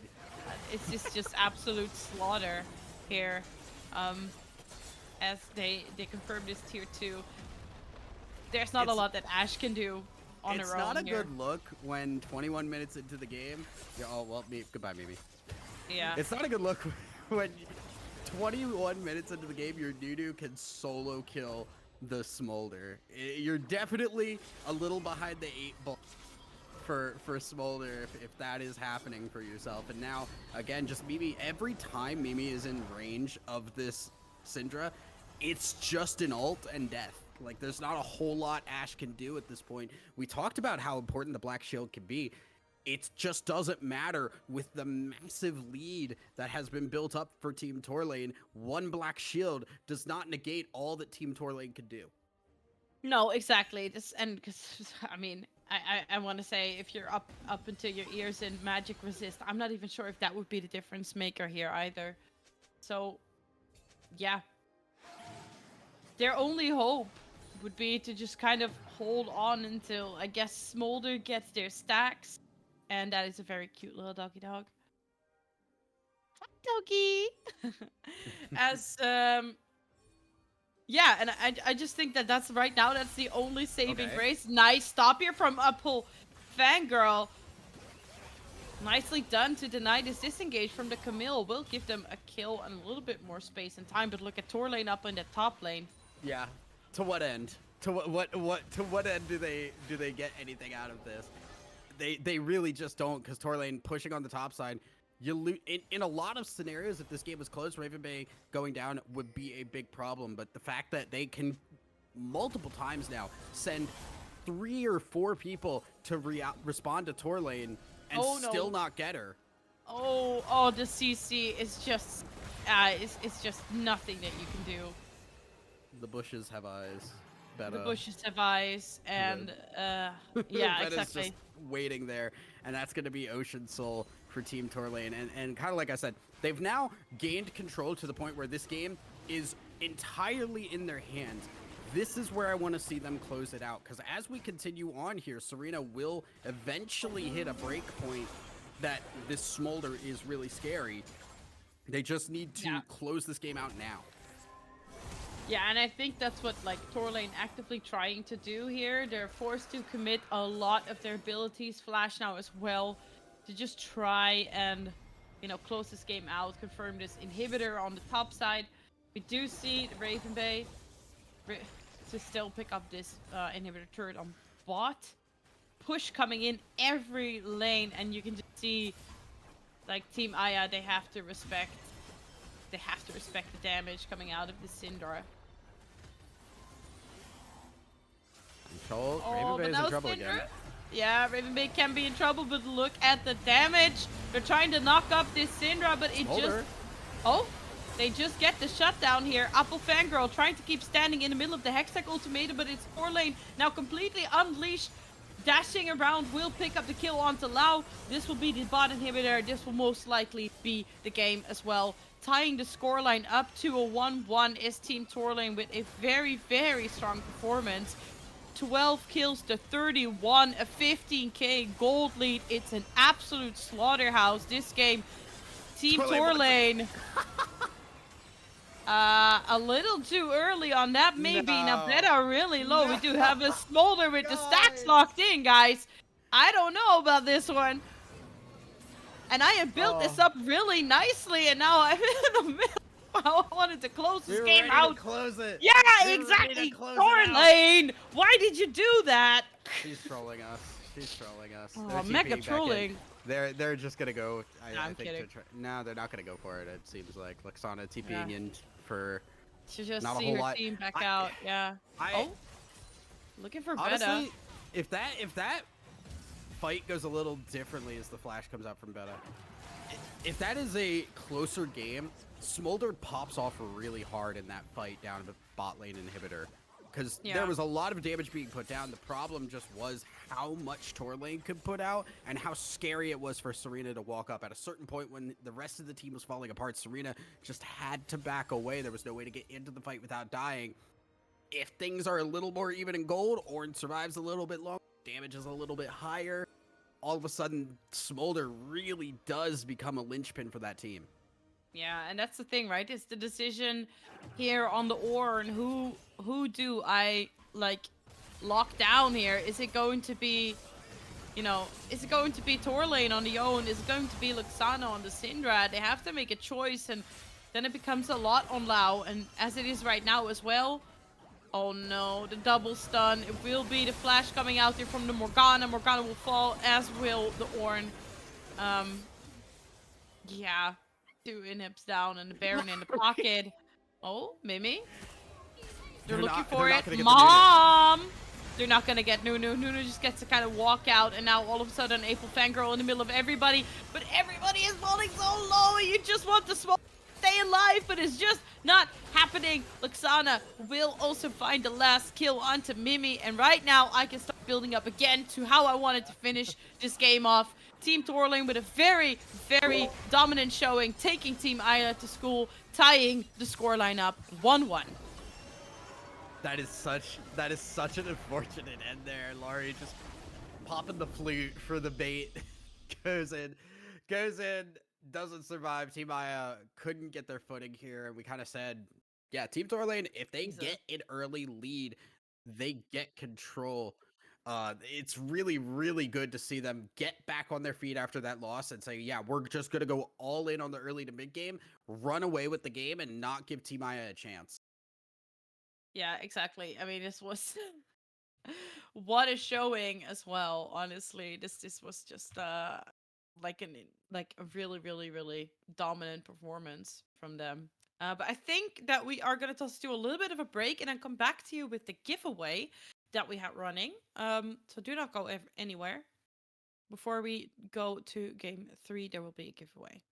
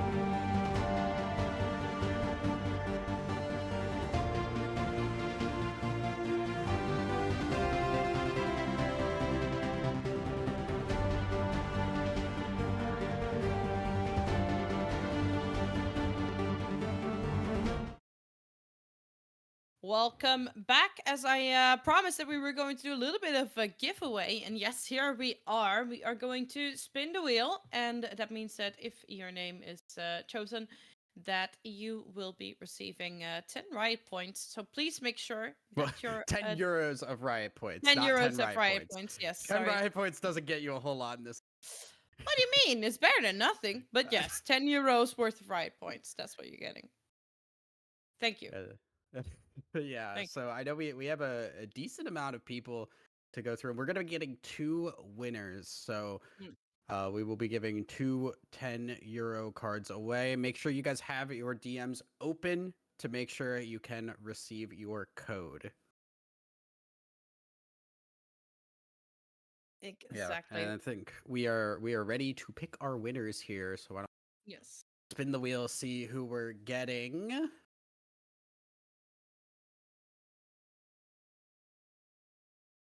Ooh, just barely over. Amelia gonna be our first winner. So congratulations to Amelia. Make sure again you have your DMs open so that you can earn your points, and then I believe we'll spin it a second time to get our second winner. Yes. That we will. Oh, look at it go. Oh. Yes. Kuvu, congratulations. Make sure your DMs are open so that our tournament admins can reach out to you for your points. Yeah. So congratulations to both of our winners. I believe we're gonna set it back to a break here while we wait for our draft to start for game number 3, our deciding game between Team Aya and Team Torlane.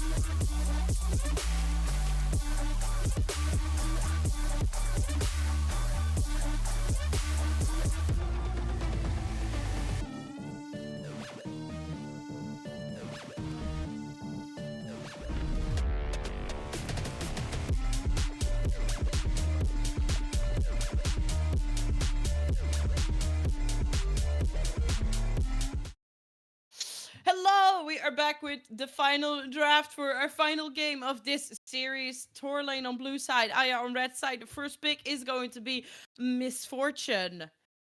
What do we make of that? Yeah, it's not the most surprising thing. I think I was gonna say I think we're not getting our draft on stream just yet. We did Mm, get through our bans here. The Zillion again just not getting through. Hui no. also Torlade is just probably not getting those ever, at least against this team, if not another. But the Misfortune first pick is interesting considering that we've had a lot of characters in the AD carry position that had just not been picked because of how Tor lane play. They don't pick AD carries. So there's still Jinx, there's still Varus that is on the board. They're going for the Misfortune though. Yeah, they're going for the Misfortune. I mean, maybe this is like, they identified the issue with not having an AD carry, and Melio, they now let's know. go. Yeah, they picked Emilio. Very cute. Yeah, And then it just comes down to comfort, right? Like, okay, what can you yeah. play? A lot of this, like, with Ashe also being a very like easy to execute ADC being removed from the pool. And I like the Misfortune Seraphine combo in that I bot like the lane. Misfortune Lilia a lot Yeah. here. So Yeah, yeah, yeah. I love to see that. Now, with that being said, picking Lilia into Melio is tough because Melio can just cleanse the sleep. It doesn't have the sleep doesn't have to be going. You could or the sleep doesn't have to be like active. It can be while you're falling asleep that Melio could just hit R and cleanse the whole thing. So that's a little bit tough. It's why you don't usually see Lilia into Melio, but as a concept, I like what Torlane's team is putting together. Ooh. Yeah, and they're looking for a more aggressive approach ADC to round this off with the Milio. I I'm think just happy to Zaya see is Melio. probably. Yeah, I get that. Zaya Zaya is your is an safer interesting one. option, but I like that. Zaya's an I was. interesting one because now it's like a really defensive bot lane. You've got the cleanse from Melia, you've got the ult from Zaya. It's really hard to gank or confirm kills on this bot lane. It's just a question of like, do you have enough damage now to chew through everything? Because you've got a Rel in the front line here. We have seen Team Tor lane lean on tanks in the top lane in the past, so gotta have a little bit of extra damage here because Melio's gonna help a little bit with that, but not as much as a lot of other champions would. Mm, interesting bans coming out here. So we see Zeroth being banned out, and then we see Cho'Gath. Cho'Gath, I mean, I get it. Can It's a still safe be. tank. Yeah, it can be that safe tank. You can even swap him to the mid lane, which we have recently been seeing in pro play. Mm. Seraphine was hovered, will now be banned out, not getting that encore bullet time wombo combo that some people were looking for. And Shen is being banned out as well here. Yeah, again, it's just really safe top laners that are being taken off the board, and you can see Team Aya kind of cycling through the set, the Malphite, uh, Mm.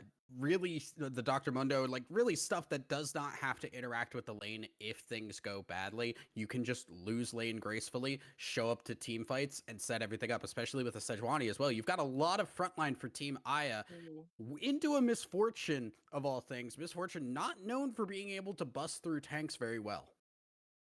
I mean, also the lack of mobility, having to always commit that flash just to get away from the Malphite ulti will be rough for Misfortune. Um, but still a lot of options here. Like a lot of cards being played for Team Aya and a lot of options still available for Team Torlane. Mordekaiser. Ooh, I Um, like it. okay. I like it. I like it a lot. Going into a Malphite of all things, just Malphite never gets to like interact in this lane.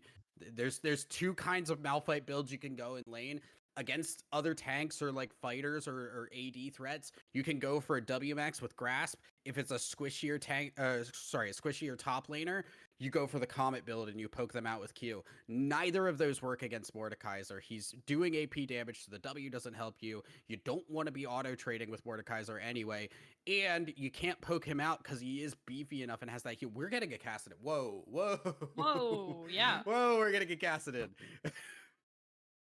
Okay, Serena Cassidy, I suppose. This I was not is expecting that.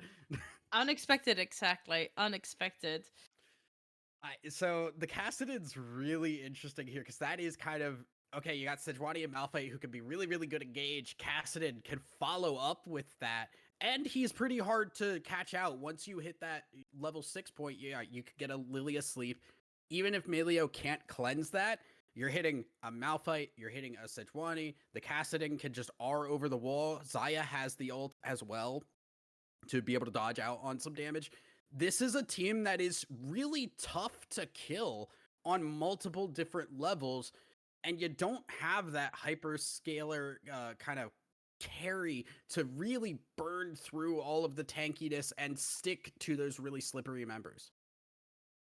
Yeah, I mean, we will see how this game is going to be played out after we come back to it after a short break. So don't go anywhere.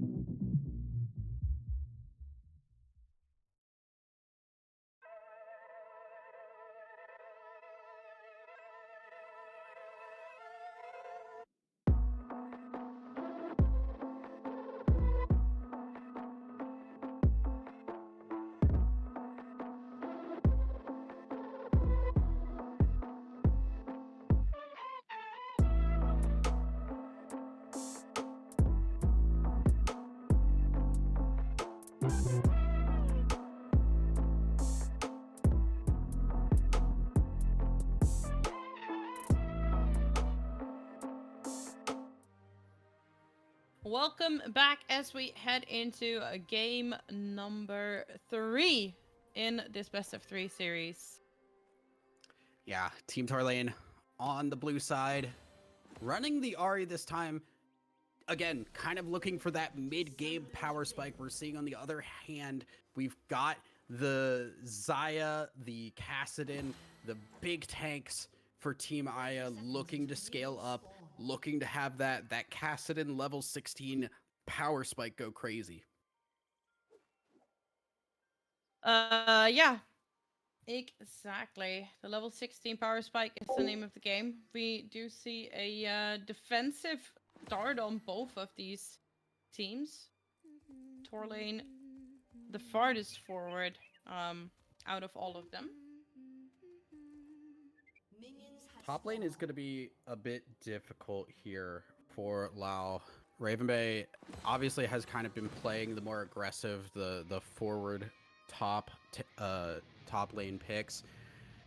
Mordekaiser is going to beat the crap out of this Malphite for sure. Lao gonna walk in, see the Mordekaiser, not even be able to get that ward down. Very shallow vision across the board. You can see early ward in a very defensive position for a Paul fangirl. Just looking to make sure, hey, I don't want to get him. Yeah, exactly. Torlane, a little bit of early trading here, just getting that electrocute proc going. Engage from Beta onto Aya. Just being traded back and forth so far. Mimi doing a good job. Yeah, Beta now walking forward. We were talking about it during the break, because I have very strong Melio opinions. That champion is my champion. Seeing the Axiom Arcanist alongside the Gathering Storm rather than the Mana Flow and Scorch makes me very happy. Melio cannot use Mana Flow and Scorch very, very well. No, and you were pointing that out as well, which is, I think, it's good to talk about this. Good to educate the the stream. If I see any of you Melio players running Mana Flow and Scorch, we're gonna have a talk. So the reason why was that Mana Flow band will take too long for you to proc, right? It's only the Q. Yeah. It's only Mana Flow and Scorch only proc on Melio's Q. It's not as passive, so it just takes you like 20 minutes to get Mana Flow online. At that point, you'd rather just have something else. You got mana. Exactly. You got mana regen in your build by the time you reach that point. Yeah, and we do see the first strike actually on Misfortune, which can be really powerful if you find this snap engage. Overall, it will be to press the attack. Yeah, that will be first blood coming out here from Mimi. Beta now a lot of danger. It just requires one more little pullback. Will not be had as Aya claims the kill for that, and Lore just trying to run away there. Trade a little bit of damage out. Yeah. Playing around here, has the move speed to get out of anything really negative there, but Lysada just, one, can't walk into the river at that point, two, not using the flash, could have used that earlier, and I think survived. Will end up going down for first blood. That is 2 kills now for the bot lane. 1 to the Melio, 1 to the Zaya. Important to note too that first item spike for the Melio really good, getting the Echoes of Helia very, very strong because Melio procs that over and over again with his passive. Yeah, exactly. Lots of free health. Yeah, lots of free health, lots of free healing then coming in as well from the item.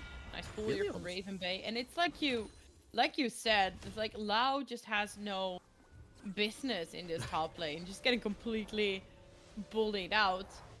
I almost died under tower. I don't know what exactly happened, but there was a single-digit HP Melio who had already used heal.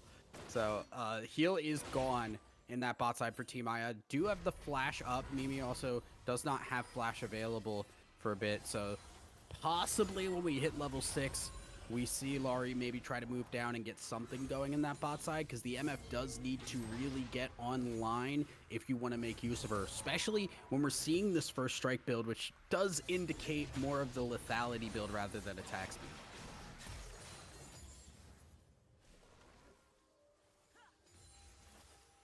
Worth mentioning too, we're gonna get the Bloodthirster first on the MF. Yeah. She just uses that item extremely well. Having the shield means she keeps her W passive up at all times, and that extra move speed can be a difference maker.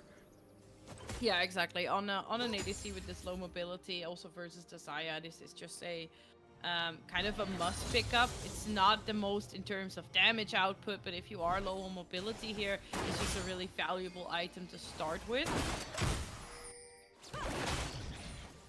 Yeah, we'll be,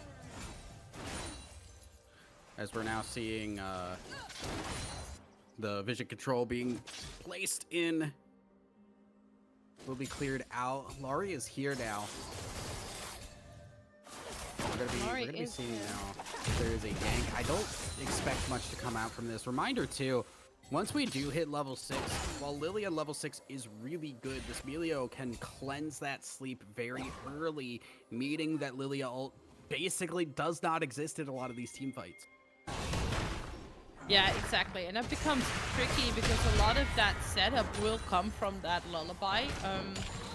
Raven Bay just finding so much pressure here on this top side. So while Dragon is up and available now, we do see that the posturing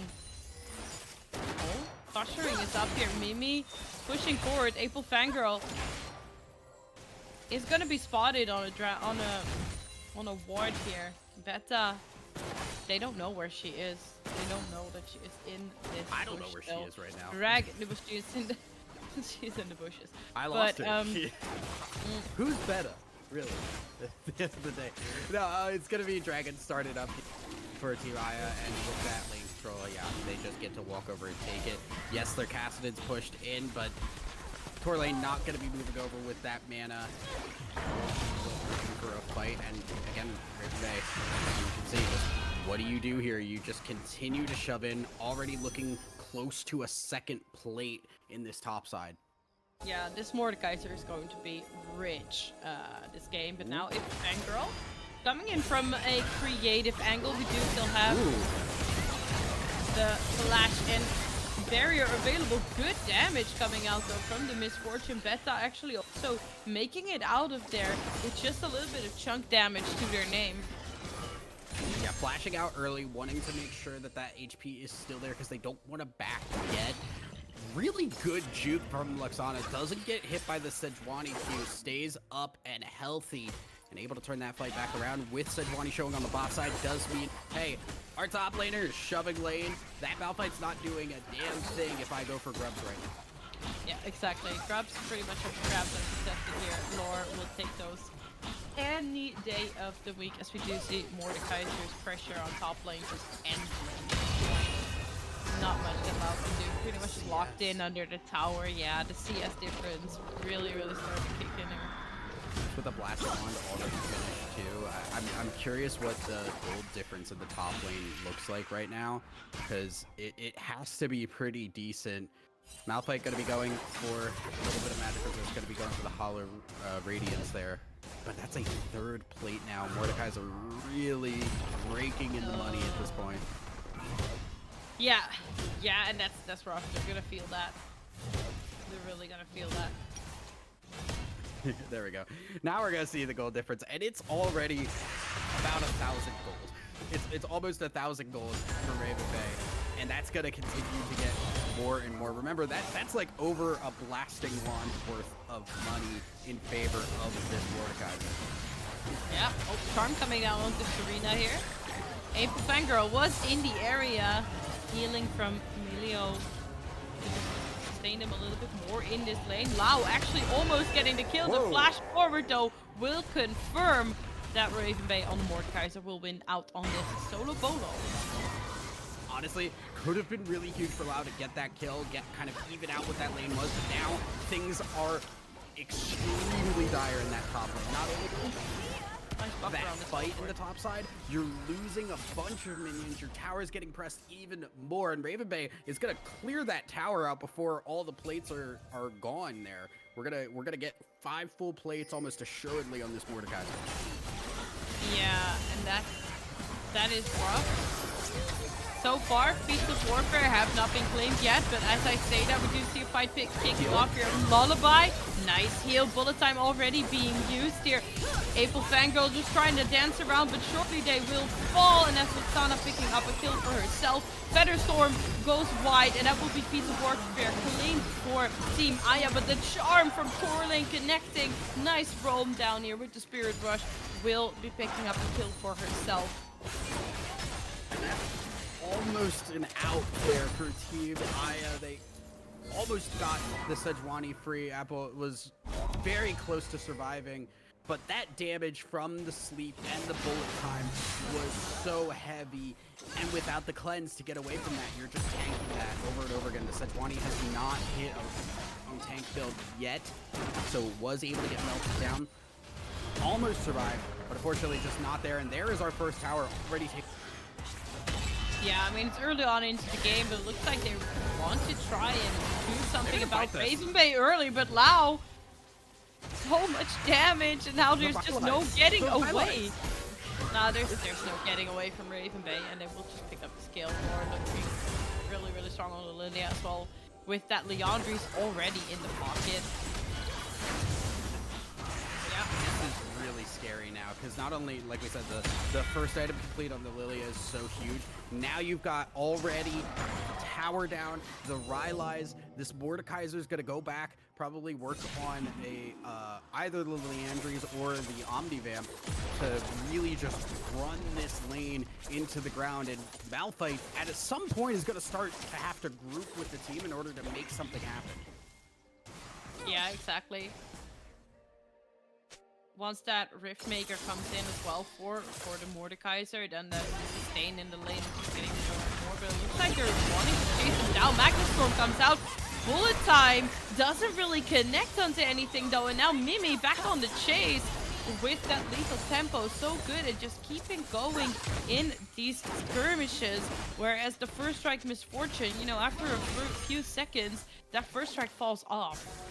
That was the cleanse being clutch too, just letting Mimi get flash out of that engage, get out of the bullet time as fast as possible. Apple now here, but this is going to be a 3-3.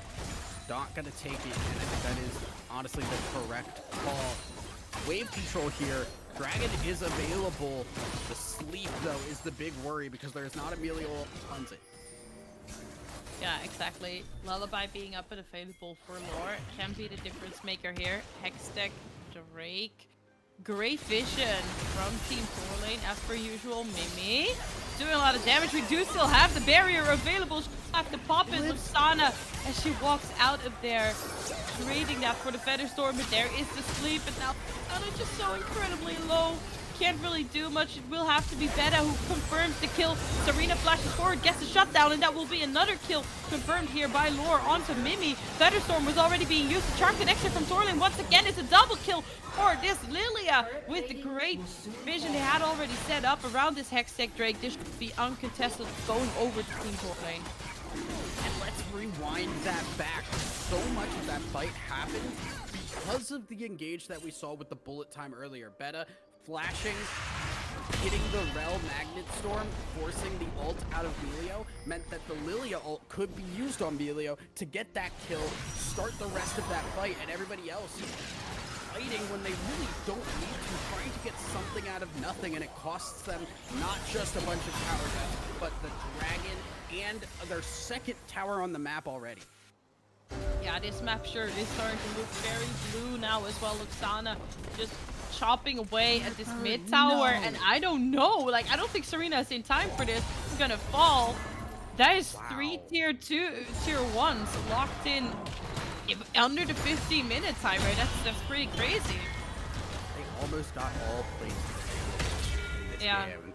That is the level of domination that we're already seeing at this point. And again, we're looking at Lau, who's just not been able to leave top lane, because if you leave, Mordekaiser is burning through these towers immediately. Can't fight the Mordekaiser either. can't clear the waves super well. Like, Malphite is in a really sticky situation. Look at how much Lau is just tanking for free. Serena's gonna walk up to try and fight this one, get caught. Oh, yeah, gets caught, has to use the TP, but now the Magnet Storm will try to keep them in place. Emilio is there though, but yeah, nice cleanse with bullet time to further zone them away. Very little mana to play with on Luxana's side. Just trying to auto attack a little bit more here. But, well, once again, it's just the stopping of the bleeding here from Team Torlane, further stopping any engage coming out of Team Aya. Yeah, they're just controlling the top side jungle because that Mordekaiser is so fed. They know Team Aya wants to do something about this Mordekaiser, send people up there, make it an uneven fight. But Team Torlane are ready for that, ready and waiting. So they push them out of their own jungle. Now they get the red buff. Now they're looking at a dive here. Sleep gotta go. Sleep gotta go in. The Lullaby connects. That will be another kill confirmed for Raven Bay. Most likely now also confirming this tier 2. In the meantime, we do see Torlane fell to Serena, but tier 2 confirmed so early on into the game. I mean, this is pretty crazy. This Mordekaiser is looking very, very scary. For what it is worth, while there is a huge gold disadvantage for Team Aya, they have the tier and the Roa stacking for this Kassadin is level 11 now. So we are starting to hit our scaling points, but stuff like this is going to cost them even more because the Rift Herald's now going to go down.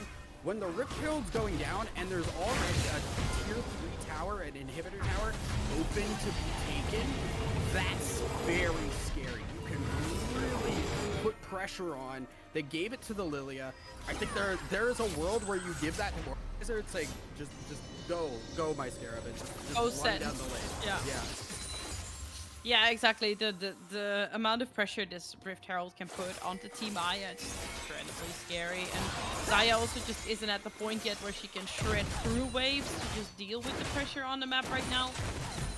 So, yeah, what do you do when you're Team Aya? You have one dragon and you wait.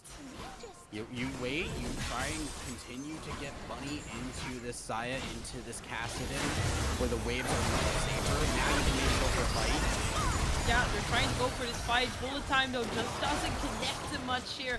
Lau catches that charm, but gets to just walk it off. And now under the safety of this tower, yeah, so many also being used. Another charm connecting. Oh my god, Beta under everybody with the Magnet Storm. Here's the Feather Storm also to just try and get anything done. The shutdown will go over to Mimi, but she in the end will also fall. Very, very clean fight once again for Team Torlane. I mean, Team Torlane do get the win. It is just one kill advantage there, though. Honestly, could have been a lot smoother. Again, we kind of see Lilia ult available. Wasn't used in that fight, but the fact that the Amelia ult is being used on the charm means your get out of jail free button is gone here. If you get hit by a big sleep, you can't do a whole lot about it. And you're still just kind of bleeding out. Another tier 2 gone. Dragon spawning in 30 seconds. You're definitely not fighting over that one. You're just seeing the numbers tick on that Kassadin. Get more levels, get more tier stacks, get more row stacks, get into this game and oh yeah. Yeah, no, Aya cannot be here and she will be caught. Locked down by the charm and fall. We are looking at an 8k gold lead here for Team Torlane, and that's a lot. Spirit Rush has to be used to get Torlane out of that situation though. You see TP coming in here from Serena, blink over the wall. Trying to just get the damage on the Torlane. She will get it with the Flash Magnet Storm being used to just try to peel for Torlane, but now Kassadin really doesn't mind. Picks up another shutdown, make it triple. That is Serena coming in for so much money with that flash and TP commitment. I do believe that was very worth it for her. We were very quickly hitting the point where Team Torlane needed to make a mistake with Team Aya to get back in this game. That was the mistake that needed to happen. happened. They went really hard on the Mimi, didn't get that kill, and then everybody's too far forward. Torlane went down so quickly. The HP was not in a good place, and then just one by one, they ran everybody down. Serena, level 13 now. The ult is scary, and we've hit the point where the Seraph's Embrace is good to go. We're 5-1 now on this Cassidy. Roa almost stacked as well, so that's another level back in just a minute. Yeah, and that was exactly what they needed, just to try and get a bit of a claw back into this game. Also, you see that like that gold lead that I just talked about, it went down from 8k to 5k. So we are really stopping bleeding right here. But now Serena, gotta be a little bit careful. As we see Beta and Luxana in the area, but she gets the TP here. Oh, Atakan, yeah, no vision. So while the Cassidid is getting strong, the big problem here is all of the towers lost because there's no map control for Team Aya. We saw how Aya got caught out on the melee trying to board the dragon. Usually at like 18 minutes, you're fine to walk up there for that third dragon. But with the amount of towers that have gone down, you don't have that opportunity. Oh, crazy flash. Crazy flash, crazy interrupt actually, to stop the pull coming out. Well done by Aya. I love Melee here, man. They get away to safety here, Mimi. What a funny spell. Has to be careful. Here's the Rift Herald. Yeah, there's the Rift Herald. Gonna charge onto this tier 2. Gonna have a second charge up and available, I think, in time to still even put some damage onto this. Yeah, putting some damage onto this inhibitor turret. Wow. Halfway down, Beta actually very low as Mimi just gets to auto away for free. Charm will be there. There's the cleanse though, bullet time being cancelled. As you do see now Lord trying to run for the hills. Ravenbay though, full HP, has that ultimate available as well. Punching away, but... does have the ult. No, exactly. It has the ultimate, but into the eye of so many people, what can you really do? This is, again, what did we see that was the same in both of these times where Team Aya finds a good fight for themselves? Torlane is low HP early in the line. They go for the flank. Torlane loses a lot of HP, can't contribute to the fight. And MF shows up, bullet times, but you're hitting tanky members. And this is first strike. This is not doing a whole lot of damage to those tanks yet. We haven't gotten that armor pen. So Sejuani, Malphite, even though they're not building a lot of armor, they're still able to just walk up and okay at the current moment in time. They're getting wins. They're holding out for... We're starting to see the tide shift. And that does mean we really got to lean heavy into this guys or get pressure on the other side of the map. Torlane did see Serena moving down here. Serena, on the other hand, did not see Torlane. Looks like no trade will be had there. Better just warding for now. Baron not up and available yet. 2 minutes. Topside. Yeah. Topside looking. What is happening with the Mordekaiser? We know what's happening. Yeah, we know what's happening. It's the Mordekaiser thing. Yeah, Scream's not even concerned. Just not a chance there for Lau to do much of anything. That's full MR. Look at the items for Malphite. It is a full MR Malphite. Does not matter. Still ends up going down because this is Mordekaiser doing Mordekaiser things. Now without that top lane, you have to send somebody up there to hold that wave, make sure you don't lose an inhibitor tower already. But there is pressure all across the map for Team Aya. Yeah, there is pressure everywhere. Okay, Charm goes wide now, but like the map is just looking blue, as we would say. Pull in, Serena. Serena actually manages to do a lot of damage here to Ravenbay. We do still have the ultimate. Oh, ultimate has been used. Actually, apologies. Still standing here. Bullet time, just to try and get them away from this tower so they can turn this tier 2. Lilia going golden though. Serena has to blink to safety, but the healing on the side of Emilio just so much work as it's a double kill now for Serena. Will fall in the end though, as they trade themselves to the misfortune. But yeah, a lot of aggression. Great sustain coming out from the Emilio to make this fight go on as long as it did. But the tools they have to work with are, yeah, they're starting to get limited into how this team is scaling up. Yeah, I mean, it was also just way too aggressive from Team Torlane. They went under the tower there. They weren't watching the Malphite death timer because, yeah, they got to kill him. Malphite. Lao was coming back up, though. They go under the tower. The sleep is used, and we finally see that interaction we've been waiting all game for. Amelia ult cleanses the sleep of the Lilia. They're able to continue the fight. The bullet time hurts a bit, and that's kind of what made Team Torlane able to take that fight. But they're under tower, they trade, the Kassadin gets 2 kills, and at that point, nobody is really willing to take the tower, so it ends up being another hold. Team Aya, again, very crucial holds for them at the moment. Yeah, exactly. The holds are crucial. Now we just see Ravenbane looking for another engage here. Just some damage being traded back and forth. And I mean, the lower you can get this Milio, honestly, before anything kicks off, the more safe they have to play. We do see that Lilia currently soloing that Ocean Drake, so they will come up to the 2 Drakes for peace here. Serena forced to blink out. Able Fangirl also sent running for the hills, but now Malphite getting quite a lot of free reign up on that top. Yeah, time to push, time to get some gold. I mean, hey, because of that fight going so poorly for Team Torlane, it gave the opportunity. Yes, they lose the dragon on the bottom side. It's 2-2 now, but they finally have waves in a good position for themselves. A little bit of pressure lost for Team Torlane. They can't rely on that top side to just push in and get pressure all across the map. Now they gotta manually push it.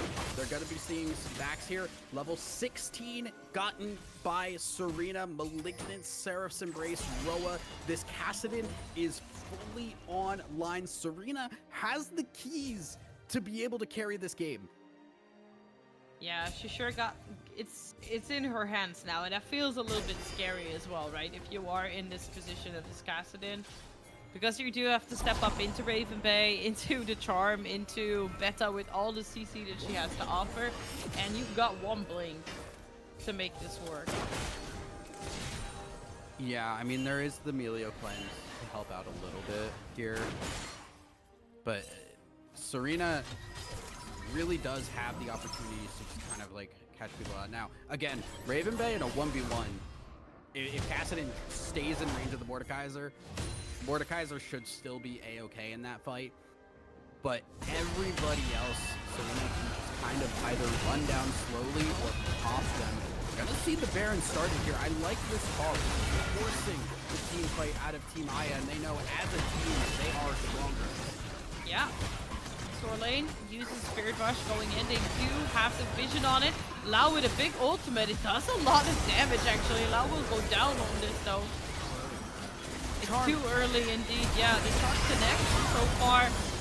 Thunderstorm gets a big root. Lilia has to go golden because she has to stay alive. Has to flip stuff unavailable. Ravenbay taking a lot of damage here to Serena. Mimi will manage to lock in the first kill here. Torlane trading though. Serena will manage to get Ravenbay down in the end, but now it's a 2v3.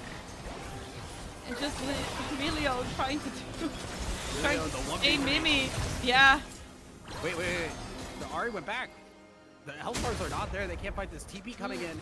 Okay, so it is technically a win for Team Torlane, but it doesn't feel like it when they are so far ahead. And Lao, crazy Malphite ult in terms of the damage and everything. But the problem is, it was way too early. The team was not there to follow up. Had to happen because Lao was just caught there.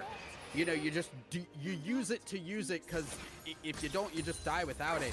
But again, the Melio ult used to just cleanse in the middle of that fight. The sleep does hit.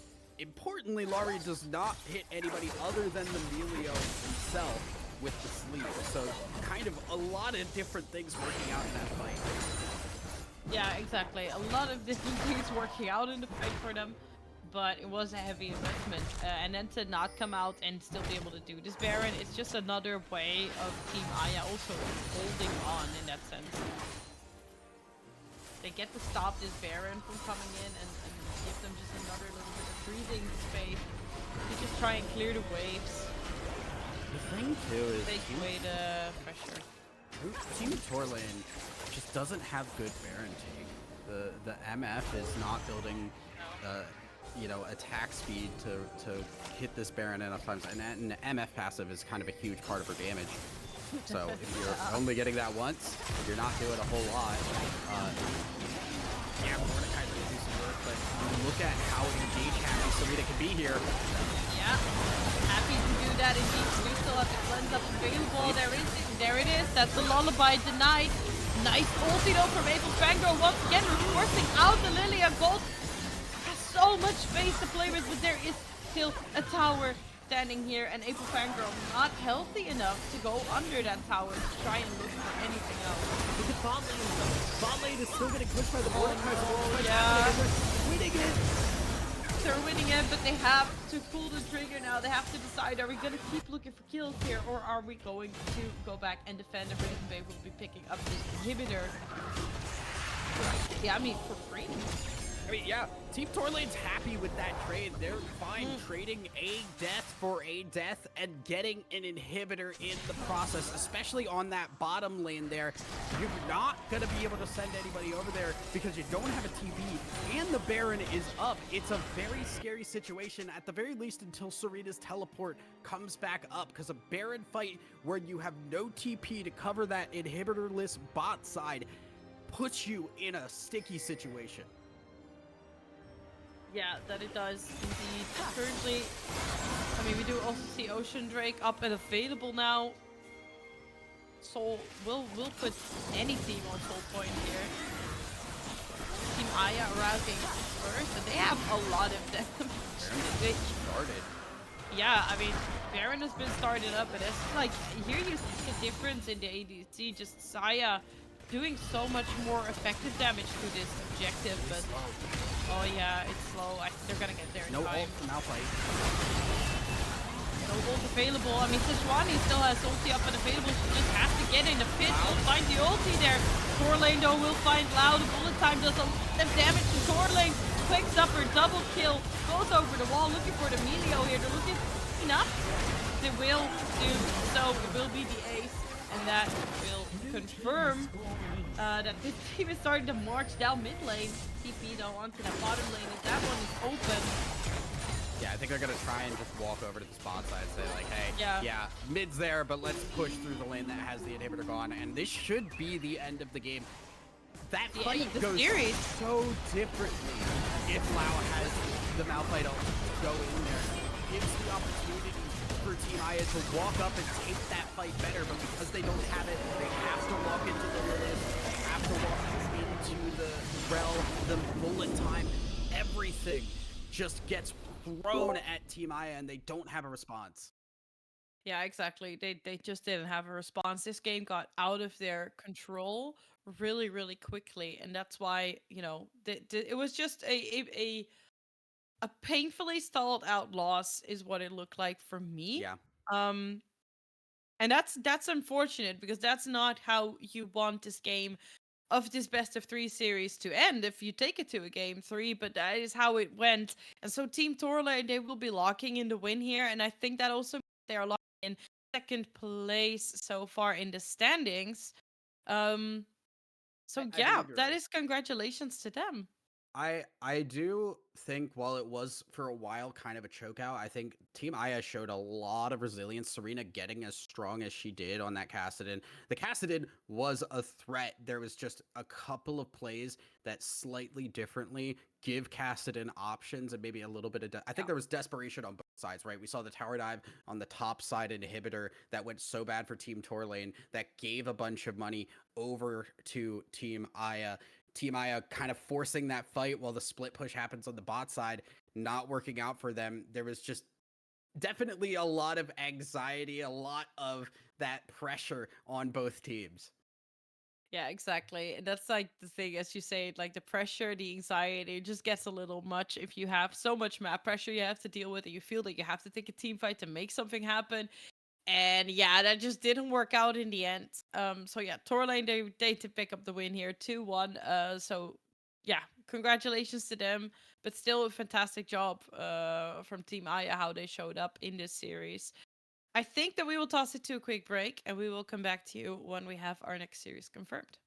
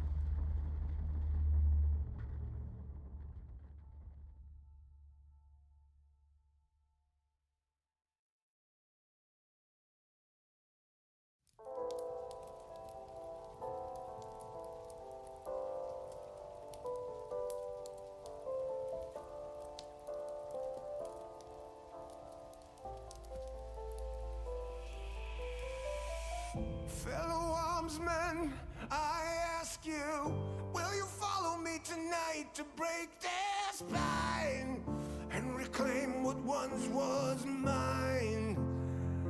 Those cravens backstabbed me, deceived me. Never shall I tolerate their crimes again.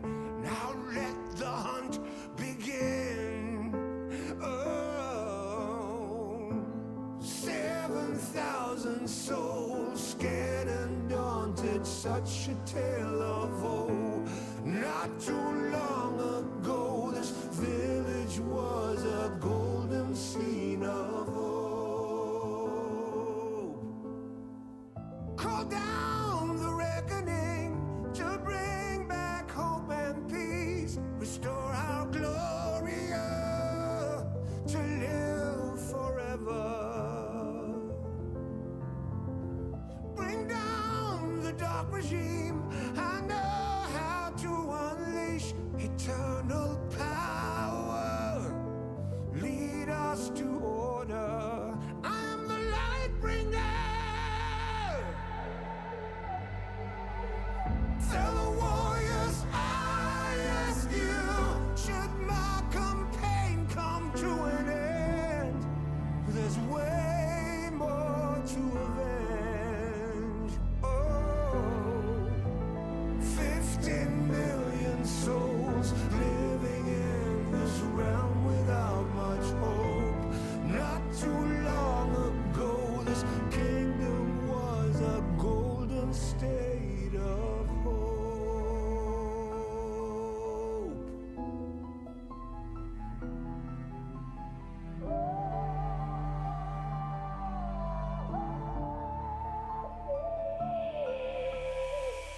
Call down the reckoning to bring back hope and peace. Restore our glory to live forever. Bring down the dark regime. I know how to unleash eternal power. Lead us to order.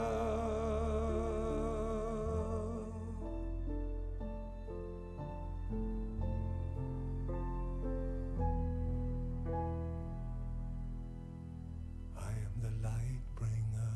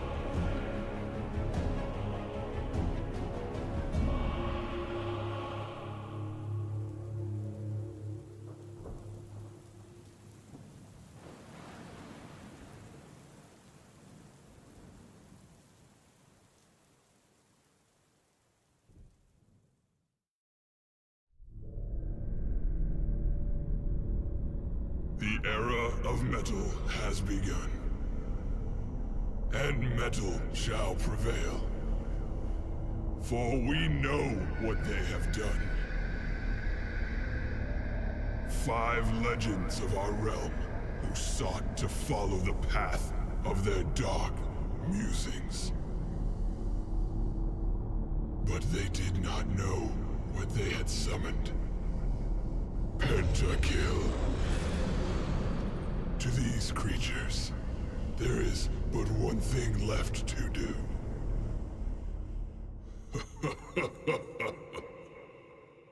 Heavy metal.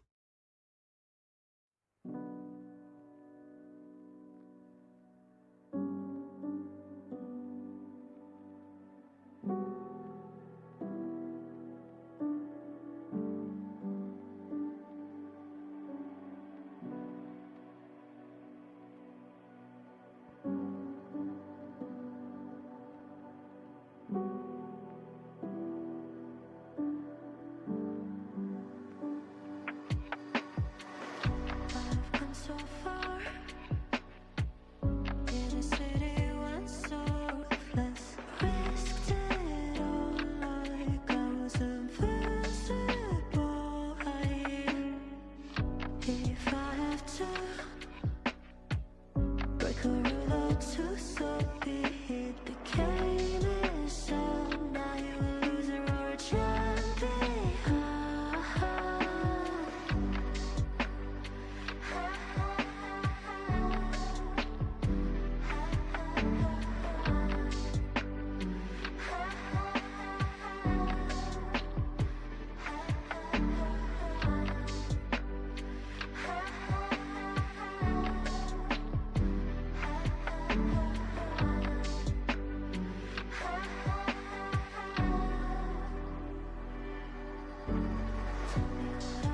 What are you willing to do for a seat at the table where everyone's a rebel?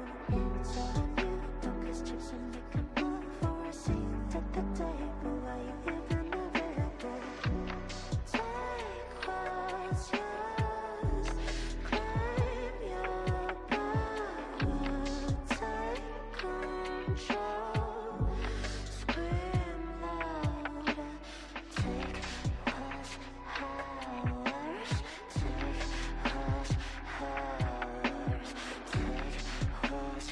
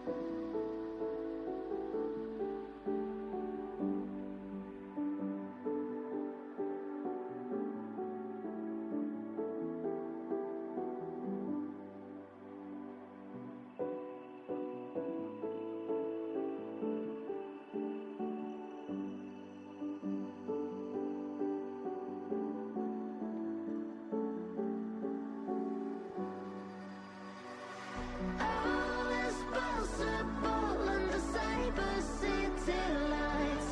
I'm unstoppable like a ticking bomb. I'll make this city mine. I'll do whatever I need to take what I want tonight. I'm unstoppable like a ticking bomb. I'll make this city mine.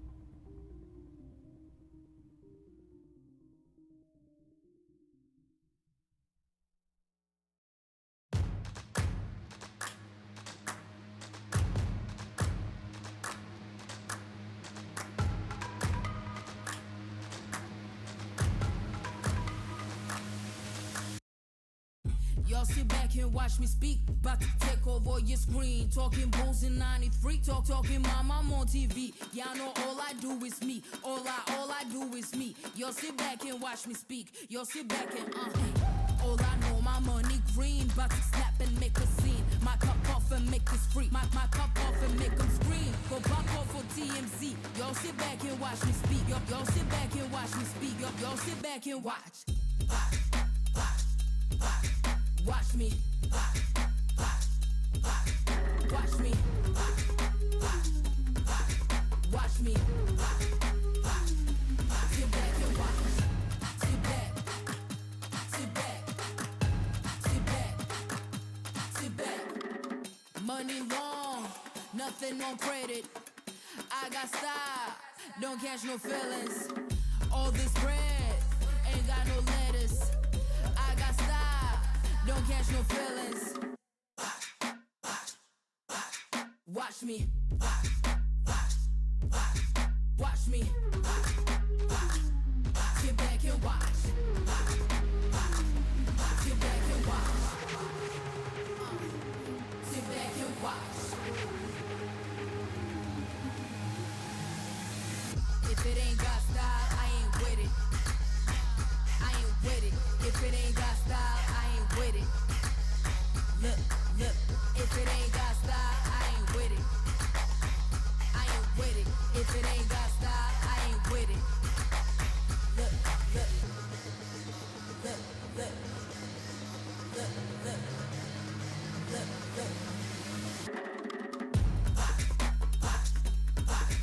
Watch me. Sit back and watch.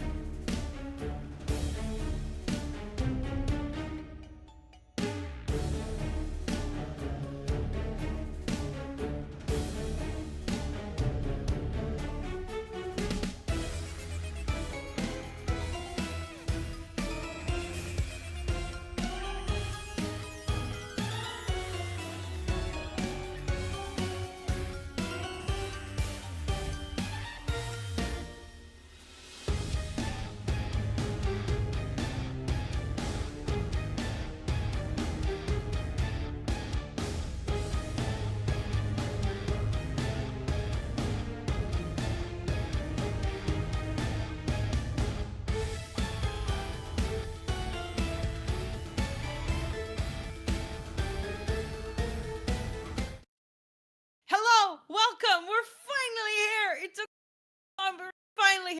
Final best of today, and I cannot tell you how happy I am that we have finally gotten Melanchola and Liv both in. And as you can see, our bands are already on the way. I With mean, Yorick as the first band. it's just really funny. After all that wait, your mic cut out on Discord like 3 different times during that intro. It doesn't matter. We're in. Bands are done. We're finally getting into games here, and now we see a lot of bands towards Melanchola. Like literally you'll look at the York and Abessa and say that's a top lane band. Well, if you were here yesterday, you saw Melanchola on the York, on the Abessa, just kind of solo carrying games. The Varus gets picked up for Team Liv, that really strong hyper carry, but that means the Nefiri is going over to Melanchola. Yeah, I mean, this is also why I don't like Discord so much as a sound input, because it definitely cuts out my mic all the time. Because Discord does not like hard sounds. But yeah. All right, Nefiri and Ash. It's very open still. But Nefiri, we've seen Melanchola do nasty, nasty things on the Exactly. So that champion happy is to see that one. absurdly powerful at the moment. Just really, really strong. Especially in the jungle role, you just out skirmish pretty much everybody. Your damage hits crazy levels just off of one item or less, and yeah, you're just able to destroy people. The Ashe is great setup for it as well. You're not getting engaged from your jungler. Put it on your AD carry where you're missing it. Jarvan, standard stuff for that late game or that early to mid game into the late game of just engage, cataclysm, let Varus do his thing. Yeah, exactly. I mean, great setup here for both sides so far. We do see the Wukong and the Olaf being banned out here, and I mean, we did see this team playing into the Wukong, I believe, yesterday, and it was like the Cyclone did a lot of work. Yeah. So I understand them wanting to ban it out, being like, all right, we're all a little bit immobile. Maybe we ban out the Wukong just so we don't have to deal with it. Lux locked in. We saw the Twisted Fate hover, so I want to say this is a Lux that goes mid, but we will see that later on into the game. So do you see Mel also getting locked in here? Yeah. the Mel pickup is, again, like you have some level of engage, you have some control over getting into the fight, and it's a lot of burst damage, right? You're not getting as much damage from Ashe. The Fury Mel can pop a lot of people. The only people they're not going to really be able to chew through is a later game tank that is holding a lot of HP. Those cooldowns then can't work through it as easily. I expect here the Lux to be in the support role. Now, what's interesting too is I think because of the way that this draft has gone out and the fact that you have Nefiri, you have Mel, you have long range engage of Ashe, you're probably looking at going for the poke Varus, the lethality build, rather than that hyper carry on hit Varus. Both are doable, but with how much you want to stay out of range of Nefiri, you're probably going more for the poke in this. Yeah, exactly. You just want to opt for shooting out as many Qs as And possible. a Karma. Yeah, exactly. And with that Karma, like, no heavy tanks that you chew through here. I mean, seems like a pretty good build to opt for. Yeah. I right now the poke Varus looks really good. Plus you pair that with Lux, lots of siege potential. The early game of the Jarvan really means this team goes fast, goes early, and can hit hard. That's going to be seeing... I expect to see these two teams bash heads really hard early. Just Team Live does need to skirmish a bit together versus Melanchola, where, yeah, Mel can kind of do a lot of work. Nefiri just takes over a game by herself. Yeah, exactly. And that's kind of also what we see that Team Melanchola has been playing for. Put Melanchola on a carry jungler and then kind of watch her take over the game. Yeah. Which has been the name of their game for them. So trying to lock this Nefiri down is going to be really key of the game. But they're going to lock in the Bard. So I do think that Lux will be going mid here. I'm really happy. I like Bard too. Bard is also another one of my favorite supports. And we have seen lately that Bard has actually been going more towards the Electrocute rather than the Guardian. So it has been really, really damage heavy and can give you lane pressure. Can trade with the Karma where the Guardian Bard does lose out on a lot of those trades. The Gnar gonna be fighting into the set. Kind of a standard matchup. Really just depends on how much to space the set, and if we're gonna see any ganks in the early game towards that top side, whether it be from Jarvan or Nefiri, they're set up on both sides to be able to just run people down in that long lane. Yeah, exactly. That will be the name of the game here. I think looking at this draft, I mean, both of them look really, really good, but I will put my money here with Team Melanchola. Yeah, I mean, I think the comfort on Team Melanchola does really scream to me like, yeah, you're gonna have to outplay this in order to win. I think Team Live have a lot of tools. I think both comps are decently compared to each other, but I think just seeing what Melanchola has done on the Nefiri before, I have a lot of faith in it. All right. Well, we will see that when we come back to you after this small break and head into game number 1.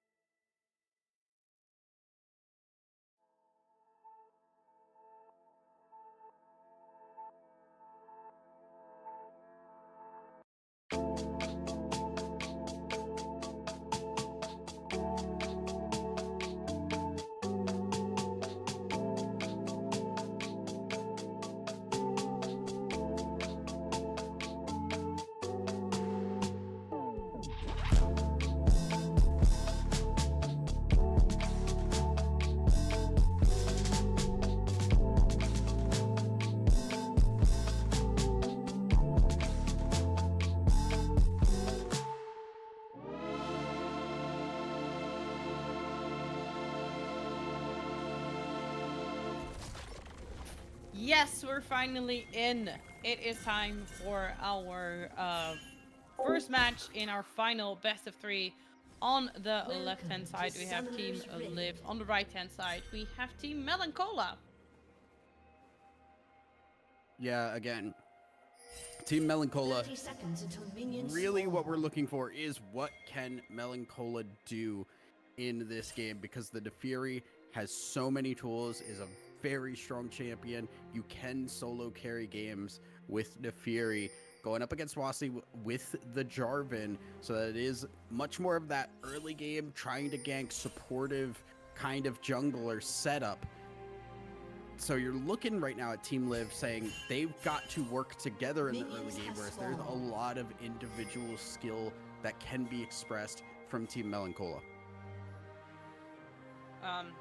Yeah, it absolutely can. I mean, I'm also quite curious to see what Ilona is gonna do on the Mel. And yeah, we do have the great hot dog skin. I just like, this is one of those skins that I feel like would always get. Oh my god, yeah, look at that dog. Look at the creepy eyes on that dog. Like, it feels like one of those skins that it'd be like, yeah, this would be really cool and funny and like will never actually happen. And then it's like, yeah, we actually just turned Nefiri into a hot dog. Goofy googly eyes. Well, the tiny dogs have goofy googly eyes. I think that regular Nefiri has regular the tiny dogs are what I care about. We are going to see Melancholia invade, but is seen on a ward, so Wasi is pulling this up knowing this is the level 2 fight. Needs to call for this Gnar to come help because Melancholia is healthy and ready to fight. Yeah, healthy indeed. Will decide to not go for this any further. Yeah, I mean, the longer you try and take that fight, the riskier it is because it gives more time for Gnar to get over there. And if you are waiting around, Gnar will eventually start rotating down because you're just going to constantly call. You're really hoping for the surprise factor to work out for Team Melancholia. They don't get that, so it is a little bit now behind. Is the Jarvan gonna skip up on the top side, just give that Gromp away, move down to the bot side, could look for an early gank on the bot. They could look for that. We have, we see that there is a little bit of push happening here on the bot side. I mean, as we expected, they just have a very poke on the side of Melancholia. Here with Diana having that access to the mantra already from level 1, so that RQ is doing a lot. Stun goes wide. On the bugs. Melancholia is back and again seen on a ward. Really good defensive vision so here. Scary. Look at her. Like, it's just so scary because like now the ignite goes down. Wasi flashes but will tick down on the ignite, and as for blood already picks up. Are they looking at it? It's really close, but I don't think they have the HP bars to make that happen. No. Technically, you can get away with a lot. If you crash the wave here, Nefiri can tank and then hit the W to just lose aggro entirely. But Yeah, they gotta go for this soon because Jarvan is gonna come back here. Yeah, but it looks like that is flat, and no Pantunfa will pick up that and you just disengage. Has to flash for it, but yeah, like you said, W invested from the Fury, that will be the second kill picked up here on the side of Team Melancholia. No, the magical journey. Coming in. Yana very low, has to flash. Looking for that. Heal. I mean, look how low Bard is though. Oh my god. Reset on the W, and now lethal tempo Ash can just kind of keep going. Melancholia picks up that Wasi. They can get the better of their, but it's not happening. That is disastrous for Team Live. Going so hard, trying to make up for the tower dive, saying they're sticking around, they're low HP, but they just don't have the ability to engage, they don't have the damage. Bard goes down, Jarvan tries to go in to salvage something, but nothing can be saved, and now it's a 2-0 Nefiri, a 1-0 Ashe, and a 1-0 Karma. Team Melancholia exactly where they want to be. Yeah, exactly. And in the meantime, while we were covering that, both mid laners exchanged their flashes, and Mel had to go back, invested TP. Now Lux also TP'd back to the lane. So far, nobody went down there in that one exchange. Now Cloud Drake up and available. Yeah, I mean, this Lux does have the range advantage onto the Mel, so it is more just about trying to poke her out to fight, to like kind of get some damage down. Ooh. Really nice damage. I don't think from Ricky. Is Ricky gonna dive this? Gotta push for under tower. Jarvan is on the way up as well. I think they're gonna try and no, not gonna go for it. Okay, so just gonna give that up. Maybe poke a little bit here. Jarvan continuing to move up, but I think by the time you get here, it's just a little too late. Oh, so close. So close. Wasi just walked back there. No, that would have been a kill if Wasi had just walked up. That's so depressing. I get why not, because it's very risky. You know that Melancola's around, but man, that could have been a huge win for Team Live. Could have been, coulda, woulda, shoulda. But yeah, they decide to not go for it and play it safe. I mean, you have to also feel them on that, as you said, like feel the risk of going for this. That means that right now, you know, Dragon is the next thing on the menu for Team Melanchola. And Insane, I mean, Insane is played from behind, as we saw yesterday. Actually, come back quite comfortably on that set after going down multiple of times. Yeah, and still managed to get value out of their champion. So, you know, we will see how they fare more this time. Set can be fun. Okay. Didn't try to go for the vine there, but No, didn't have vision, I Set- suppose? Set is fine. In terms of just like playing from behind, he still does things. He will eventually kind of be enough of a threat to 1v1 here against this Gnar. It just feels kind of bad right now. Set is decently fine at just playing safe, but he really would love to have some kind of advantage with the Set. Yeah, exactly. Yeah, get a little bit of a leading streak, a little bit easier, but now it looks like we're gonna see a lane swap coming through. Turbe and Iana making their way to that top lane. Vicky, without the Mega Gnar, feeling a little bit vulnerable. As the E, not going to be able to get it. No, looks like this is gonna be a kill. No, it's just Yeah. immediately dead Gnar. Too far forward. To be fair, it's hard to expect the lane swap there, but as soon as you see the Ashe, you gotta know that the Karma is nearby and just get out while you still can. Yeah, exactly. I mean, maybe a little bit of too far forward and not much that can be done. Sort of like thinking, ah, I can probably get out of here. But now the play is on for the grubs. Why No. Stun from the Bard. Great execution with the Lux ult on top. Melanchola having to disengage. Ilona, all the double root. They don't have their Another stun! Yeah, I mean, this Bard is popping off. They're gonna look for it. No, they're gonna let Iana live. They're gonna let Iana live and know Holy moly. Beautiful engage there, Catlinga. Hitting the Verisalt, rooting them in place, which starts that fight off. The Bard stun's so good. Doesn't even have level 6 yet. Solid stun. Meanwhile, top lane still fighting. Insane? Yeah. Had to flash, but I mean, Vicky's tanking the entire wave now because instant flash to the other side. Close that gap after using the showstopper. Really nicely done. Yeah, Instant, I think, really happy with that one. Still was very capable of fighting the Gnar and shows that with the solo kill down on the bot side. That is mean. I ought to just taking the Raptors away. Now moving. Red buff, gonna ward it. Could be harassed if the red buff is started, and yeah, gonna be annoying right here. But look at the rotation.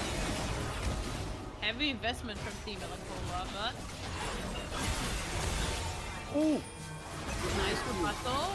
Yeah, nice rebuttal here from the Melanchola is gonna be able to get there in time. Immediately on Wasi. There comes the arrow down, and Melanchola ready to follow up on that Bard will fall to Varus in the end, but 2 kills in the pocket for this Neferi. Must be feeling quite good about that one. Yeah, it is 2-2 in that. It is like you're kind of okay trading that, but also Team Melanchola were the ones trying to play aggressive in there. They did invest a lot. They lost the Mel ult, the Fury ult, the Ashe ult, all of that thrown in to try and fight this. Meanwhile, Bard ult still available. Lux ult is not an ultimate cooldown. No. You're absolutely correct.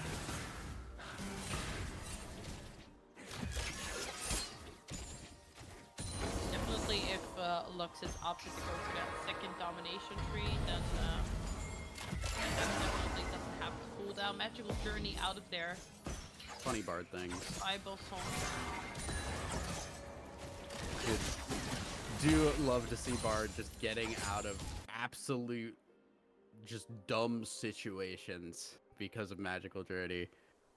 Again, one of the things that we called out before with Melon was the deep wards that existed, the aggressive vision right now.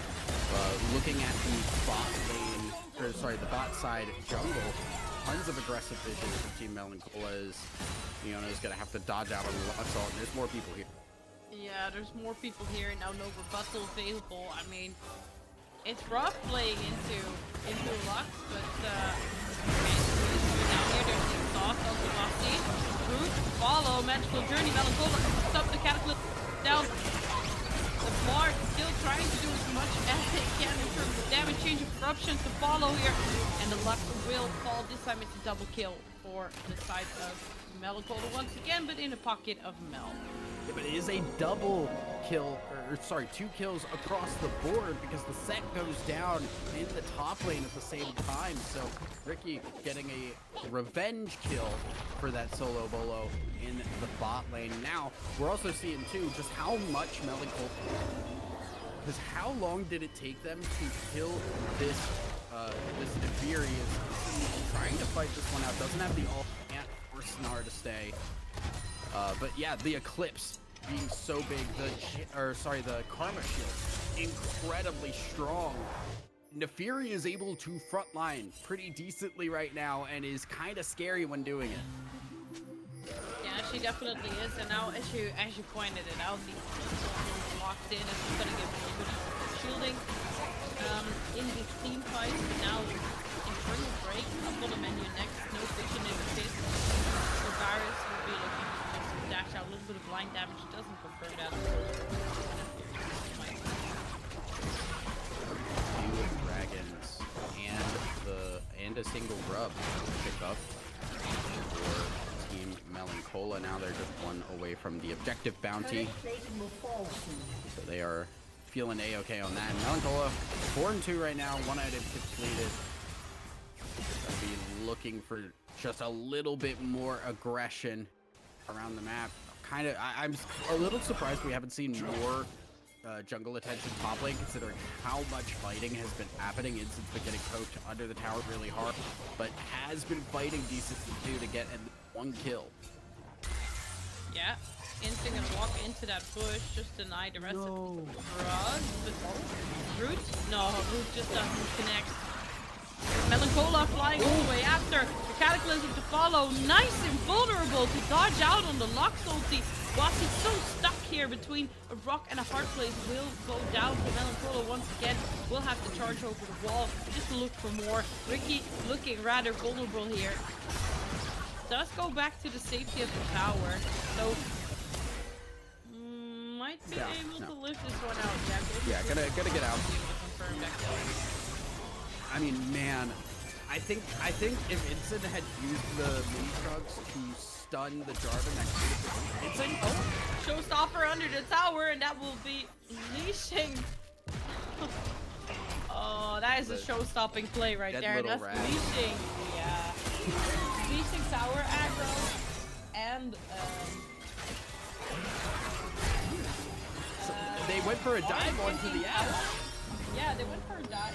Bard, I think, checked the tower, and we can see Crystal Enchanted Arrow was used, so I think they just got the kill with the tower aggro. But in a 1v3. Yeah, that shouldn't ever be happening. He was just kind of a little bit rough to try and go under an Ashe. And if you forget about Ashe ult existing, that can catch you off guard. You take too many tower shots and you're dead. Exactly, and right now looks like Melanchola taking the Rift Herald pretty much for free. Other than that, not a lot happening on the map right now. Blue team maybe just looking for someone to pick off, as we do see Jarvan hovering around the bottom lane. Seen the Bard move around as well. Yeah. That guy's too fast. You're not Oh. catching him, but Yeah. Gonna get caught here. Has the flash. There's the root. The shield from. Oh, the shield from Zeros, but it will be enough. Yeah. The flash auto will be enough.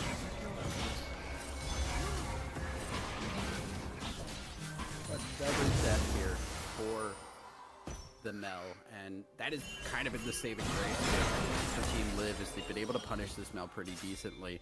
Melancholia is still a problem that needs an answer, and now the set is consistently killing this Null.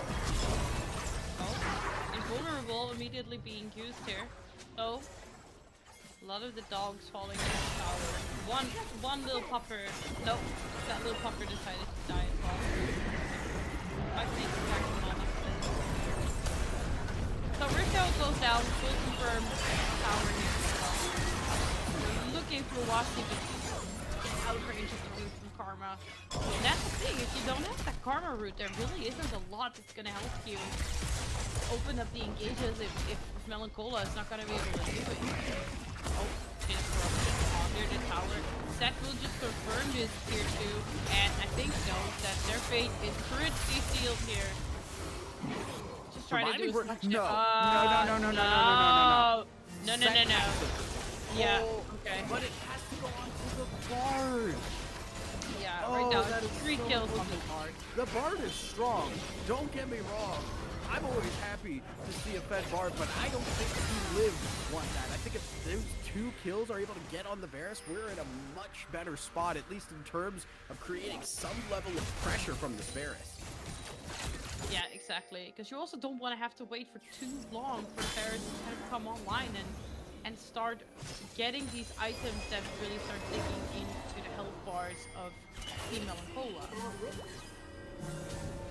But it looks like we might have to wait just a little bit longer. Okay, Bard will be going out into he doesn't have flash available. Barrier is there, but no chance to use it as Meganar does so much work here in the backside. Ricky now, tiny Nar once again will be down here to Diana.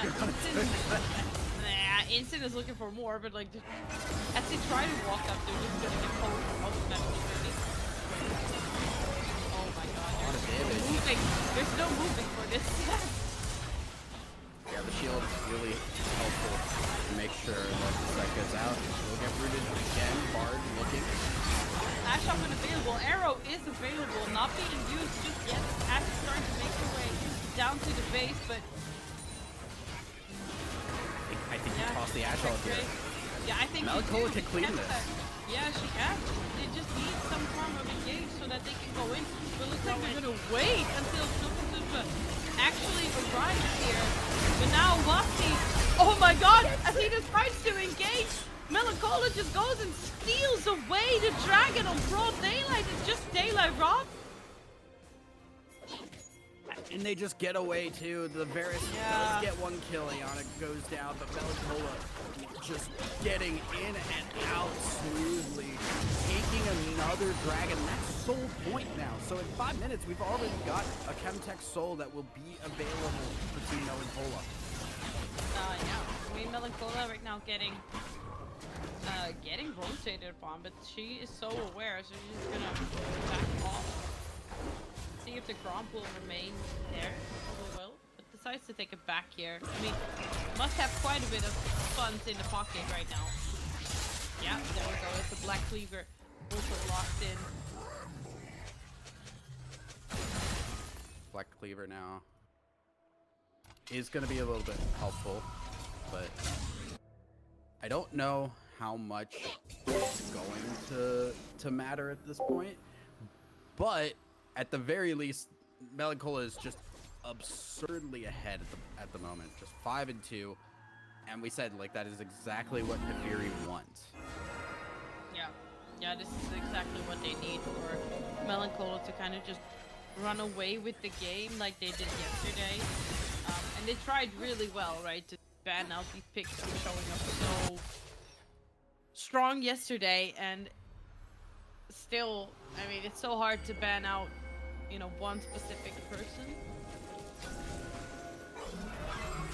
But in terms of kills, it really isn't that far apart, and gold is missing.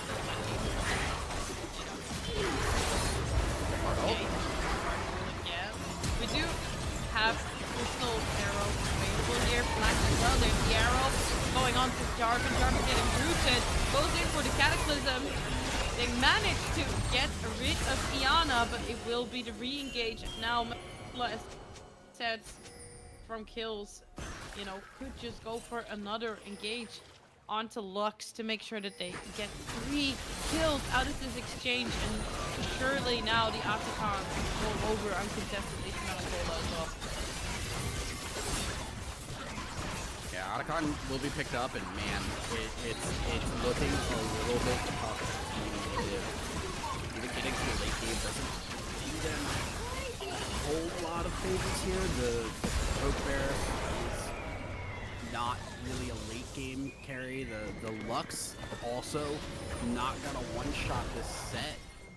Jarvan, we know he's not really anything strong in the late game, so things don't feel like they get better over time for Team Liv. They've just kind of taken fights that haven't really been ideal for them. No, exactly. So the best thing that they're going to try to do is just get a little bit of map pressure going for themselves here. Confirm towers where they can. And I mean, I guess hold off on team fighting as much as they can for now.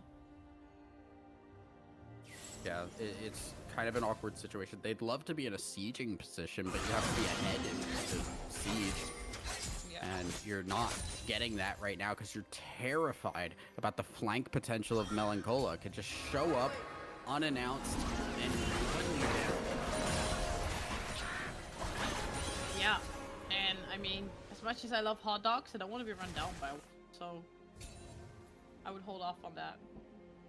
So let's see. It's a little bit quiet on the map. We've got 1 minute until we have a potential Infernal Soul. Is that Infernal? Is that my... That can't be. Is that the UI bugging here? That happens with Chemtech. Yeah. Yeah. Okay. Chemtech does not show. It shows the previous ones. Yeah. That came through. So that we had a second. Oh no! Onto the Varus out of all that absolute deletion. Melancholia still on the chase here with the Hound Pursuit. Will be engaged upon here. Wasi actually doing a surprising amount of damage. It's a beautiful two-man Bard hold that confirms another kill here onto Mel. It's in the middle of everybody now. The top going down here on the a mega big shield with Karma, but I mean, there isn't much. Ashe is really made out of paper when she's under a lot of pressure, and it's just Iana on the Karma left standing.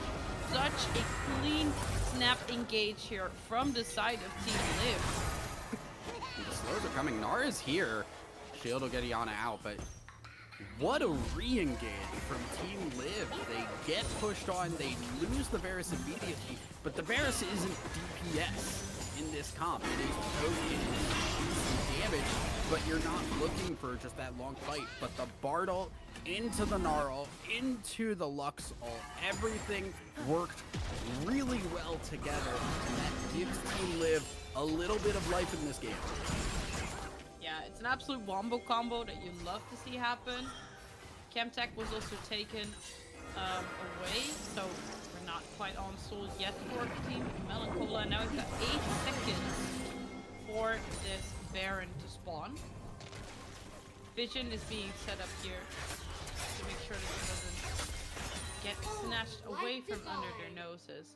It's funny to say, but Team Liv has a gold advantage right now. It doesn't feel like it, but Team Liv actually has the gold lead at the moment, you know. But you're looking at your dragons, saying there is a soul point in 4 minutes for Team Melancholia if they can take it. We're still seeing how strong this Nefiri is. Really a good answer to it. You got the Mega Gnar to stand in front of things, but that's also not consistent. Yeah, no, that's a big if. Nothing that you can, like, you know, rely on that much. Oh, I think they might be rotating here onto Ilona. They're gonna She's forced to back off. Oh. Ilona, flash, roots, but there is the Lux ulti, the Archangel staff, the Golden Eclipse just to try and get the pressure over the... Oh no, that arrow goes wide, but Melancholia with the House Pursuit stuck in the Cataclysm, and it will be Lux free damaging on the side deck. That's the double. Yeah, that is tough. They don't have their front line in the set, so Melancholia goes in, but Melancholia is gonna dive into the fight. You just Cataclysm her, keep her in the pit, and you blow her up. By the time Set shows up to that fight, everything's already gone haywire, and you're just looking to pick up the pieces. A huge win there for Team Liv, and now they're really starting to feel like they're gaining control of this game. Yeah, absolutely. And I mean, this is now a mistake that has happened in a matter of minutes, a few times in a row. So I do want to see Team Melon approaching these fights in a different way now. Yeah, I mean, the Fury got really far ahead, now kind of getting punished for the over-aggression. And the Fury's late game not exactly known for being strong, so we'll kind of hit a wall at some point. Seeing vision control gained heavily here for Team Melancholia. They're able to see a lot, but the pink ward from Team Liv will make sure the Baron pits still stay stark. Yeah, exactly. Because I don't think this one ward that was now being taken away gives a lot of vision there. I mean, the other one, maybe this, the one that Bart just crosses, might give you a little bit more just about the feet of the Baron, so you can see if it's actually being aggroed or not. But now with another pink ward being taken care of. Oh, now Instant being engaged upon here. Roots of Kura. Oh, Chains of Corruption connecting. Wasi being showstoppered in here. Wasi being absolutely deleted. There's the arrow from downtown as they're just trying to do damage here to this Gnar, forcing them to back off. Doesn't have any energy though. So now Instant looking for more. Doesn't really have a lot of health to play with, but it's a massive W. Takes out Candling Gun on the Varus. Oh no, the passive is just gonna try to heal him through, but we don't have a Mega are just now as they come out. Melancholia, meanwhile, in the backline cleaning up the Lux, and now it's just a Bard left to run for the hills, but I think Melancholia is gonna catch up to them and make sure that this is an ace for their team, and then Baron is the next thing that's on the menu. And last time it was Melancholia going too deep. This time, Wasi super deep in the backline. But unlike Melancholia, Wasi's never 1v1ing somebody back there. Gets blown up, the Ashe ult on the distant re-engage to just force that fight and run at people. Big moves for Melancholia. Now as well, too. I also want to stun from Ensign. Just crazy E to pull them both together and get the stun. Now, you know, we're just kind of tossing the control of the game back and forth, as our dragon is going to spawn in 18 seconds. This is one that Team Melancholia want to ride that wave, continue this pressure. Yeah, keeping up this momentum, or how every other league caster, and calling it right now, the tempo in the game. I mean, we do see a little bit of push coming out here in the top wave. Then we do see that Knopf and Tulpa making sure that this mid wave is going to start pushing in on that mid tier 2. Dragon has been started up. Wasi, they do have the blast going to play with, but they're looking to drag it out of the pit. Denying that vision for now. Wasi going in, but it will be confirmed. Lux ulti doesn't matter here. The root's up, and surely Wasi just is going to go down here. Another death on this Jarvan scoreline. And now, oh no, the Ashe ult to follow with the Hound's Pursuit. Bosont looking to find a good ult so that they can find that disengage, but they will just go down, and down goes the Varus. Absolutely deleted with the Baron buff still available. Now it looks like Team Melancholia want to break open the base here through that mid wave. Melancholia pushing forward, forcing the flash. Harvest Sky not going much further here. Yeah. Team Melancholia really just amping up. It just feels like as soon as this Fury is ready to go, its comp goes crazy. Yeah, kind of. And I mean, I love that they have this synergy that like they can kind of just almost systematically pull the trigger on team fights, and as soon as Melancholia kind of just says go, that everybody just goes, and they don't think about it, they just do it. Ricky trying to hold the wave Like, a little it bit doesn't too even far have back. time. Yeah, can't go anywhere, and that's another death timer for Team Live. They've not been a full squad for a good long while now, and they're going to be waiting a bit here, which is really tough because you want to get these waves out. You want to start gaining some map. There's no objectives that are going to be spawning anytime relatively soon, but you still want to make sure that they're easily pushable to make sure you can walk on this Baron pit. Yeah, exactly. You want to see that you can get entrance to this pit and look if there's an opportunity to contest this even. But yeah, I mean, Team Melancholia not really giving an inch here. They're just gonna push Washley off of this crab by just immediately pulling the trigger again. Hound's Pursuit being invested here as well as the Ash Arrow called it, and that will be another kill going over to them. Wassy's just not safe anywhere on the map. Must be a little bit of a tilting game. Nobody's really safe. The Ash arrows have been super good, and you just always feel unsafe with it. So it's just, yeah, you hit an Ash arrow, Melancholia just runs at you. What do you do about that? You just make sure you don't get hit by Ash arrow as best you can. Yeah, to your best abilities. Chains of Corruptions will go down onto Insane. Insane is looking for an engage here, does show stuff to play with. But, I mean, you see how they're respecting her just approaching here. They're just respecting it. Ricky in the middle of everybody has to flash out. The Showstopper will connect, and that just puts Set on top of this Lux. That is not where Lux wants to be. Will go down as well. Oh, it's a big Cataclysm, but, like, yeah, it's just too much shielding. Too much sustain in these fights, and I mean, this is a 33-minute game as Team Melancholia are shutting down the Nexus of Team Live and go up 1-0 in this. A little bit messy, a little bit back and forth. Team Melancholia definitely had some rough points where things started to feel like they were falling apart, but they closed it out. And that is a composition that we have seen them kind of run before of just, yeah, let's run things with this Nefiri, try and engage and keep pressure on the opponent. Wasi, Ricky, their engaged threats on the opposite side for Team Live, they got stressed, they got anxious, they pulled the trigger when their team was not able to follow through, and that did cost them a lot of fights. Yeah, exactly. And I think that you hit the nail on its head there, and that would be the biggest thing that I want to see in the next game from Team Live. Is just a little bit more a more well communicated team fight. So like we saw one where it just everything clicked. We got this massive wombo combo, and it looked like they could claw their way back into the game. It looked really good for a while, and then things just started to fall apart again. So that's something I would really like to see from them in game number 2.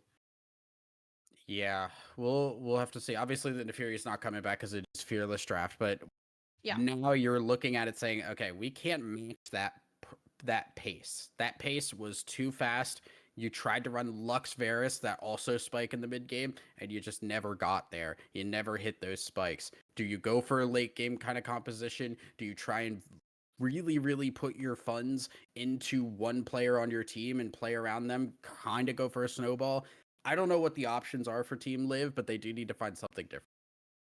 They need to find something different. And, well, we will see if they do when we come back to you after this break for game number 2.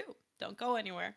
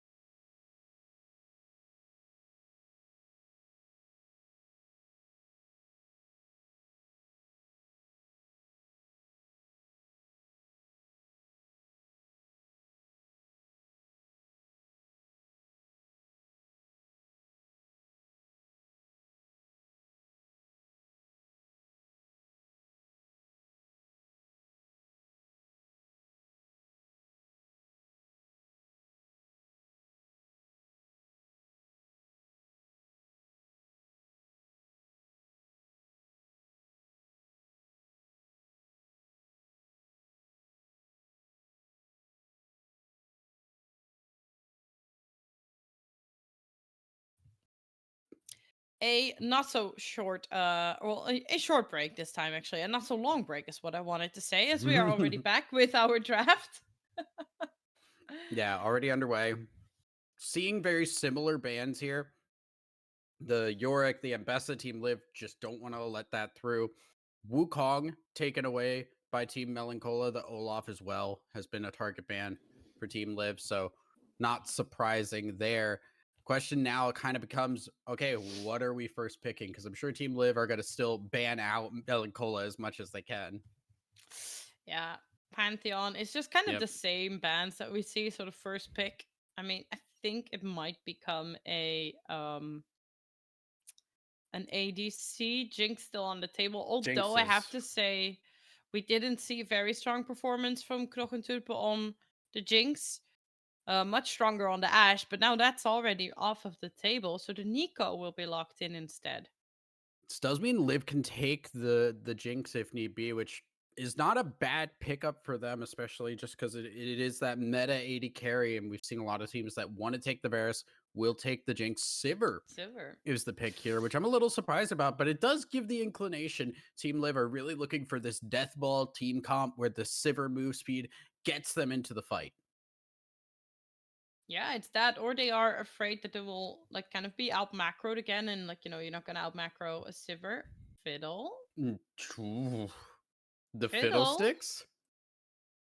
really? All Yes, right. really. Fiddlesticks. Okay. I'm a little surprised. If I remember right, oh, there was one player that is a Fiddlesticks player, and that might be Team Lives jungler. That might be what we are missing here. And the Fiddlesticks is that kind of team fight death ball thing. You pop the Sivir out. Fiddle just runs at people and just Yeah. gets a bunch of damage down. Now you have to watch out because Nico wants to do very similar things. Yeah, Nico kind of has that scarecrow scarecrow jump scare effect on some players as well. We do see the Jin locked in alongside it. And Poppy question mark. Poppy was banned out. That's good to mention. Poppy was banned Interesting. out last time. So they want to Yeah. lock it before it gets banned again. So this gives me the inclination then that is a Melanchola pick that they want to make sure they can get before it does get taken away, because there can be more Melanchola bans. What I Mm-hmm. do like to see here is the Nico and the Jin together. It's that root into like the Nico ult as well. Like there's a lot of follow up. These are both champions that have that root to set things up and that have big team fight ultimates that could do a lot of damage if that setup is there. Yeah, absolutely. And then it's just a question, how well can Team Live sustain through that? Now they've locked in the Maokai, another really powerful team fighting tool. But I'm Yeah. really curious, like they need some extra damage. Something to There round this comp off with. now that I see the Maokai too, I'm kind of thinking there's technically flexibility here Mm-hmm. in that Fiddle can go into the support role, Maokai can go into the jungle, could flip that around. We've seen Maokai more in the jungle than the support role recently.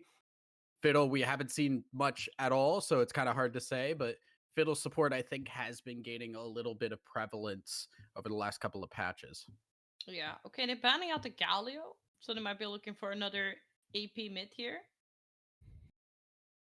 Very possible here, especially if they're running the Nico support. That's a lot of AP that they would then have. So it would make a lot of sense. Just take away the Galio. It's also another engage tool, something that follows up really well with the Fiddlesticks and the Maokai. Talia will be the lock in here. And again, just more flexibility because Talia could go mid or jungle. There's the possibility of picking a mid laner here. I, man, actually, no, Talia has to be mid here. I think it has to be mid. It has to be. No, it has to Yeah. be. I don't think. Yeah, I don't think they can flex If you this put one Talia around. in the jungle, then you have Maokai. Well, I Maokai guess you top, could have Maokai top and Fiddle Maokai support. top, Fiddle support, Talia jungle. It could We're it could really be, but stretching it at no. that point. Yeah, yeah, exactly. No, then we're really stretching it, and I don't think they will want to go for that. Leona. Hmm. Wait. Okay, this is Nico mid.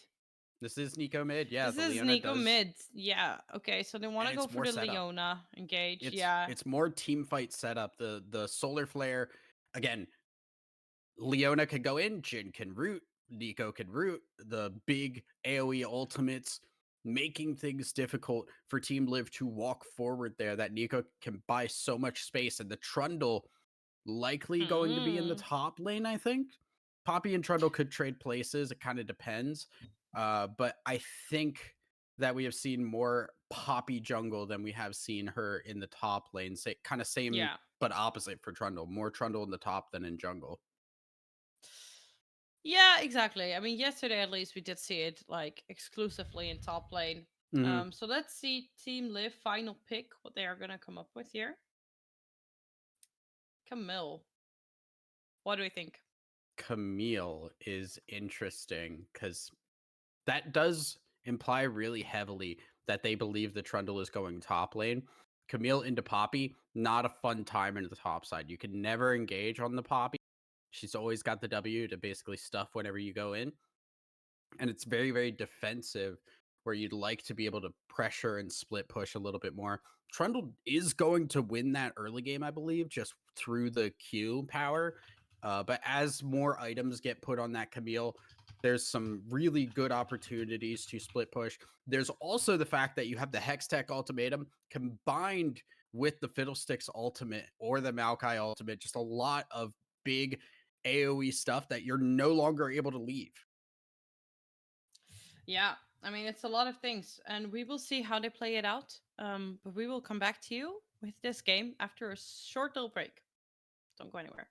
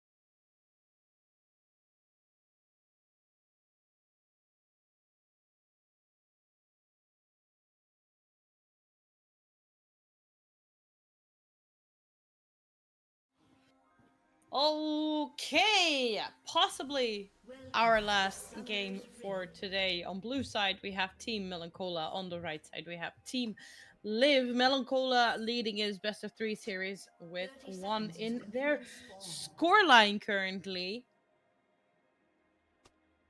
Yeah, I mean, this is interesting now because we did find out, as you can see, the Poppy is going top lane.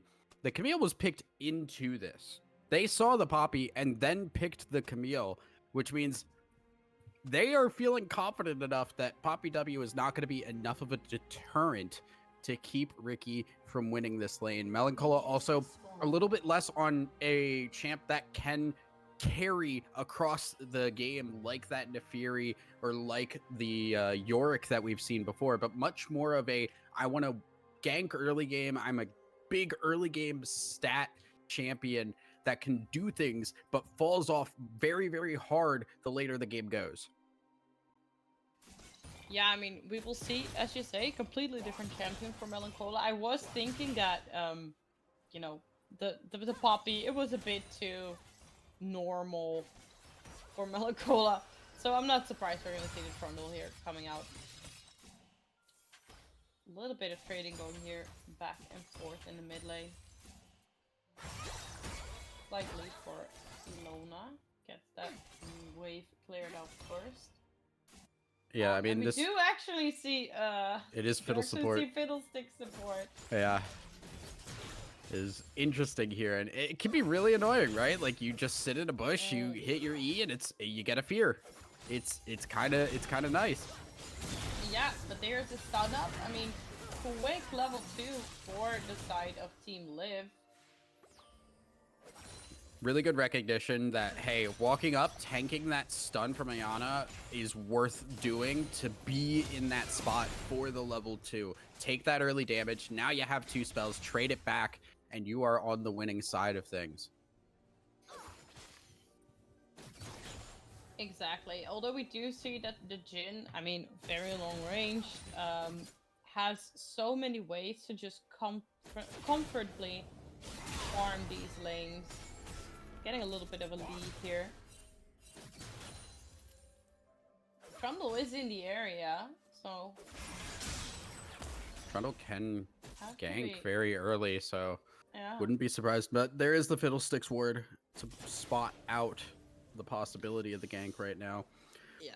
And that's the other thing with Fiddlesticks too. It's like you get a lot of extra vision, and you also get that with the sweeper for free post level 6.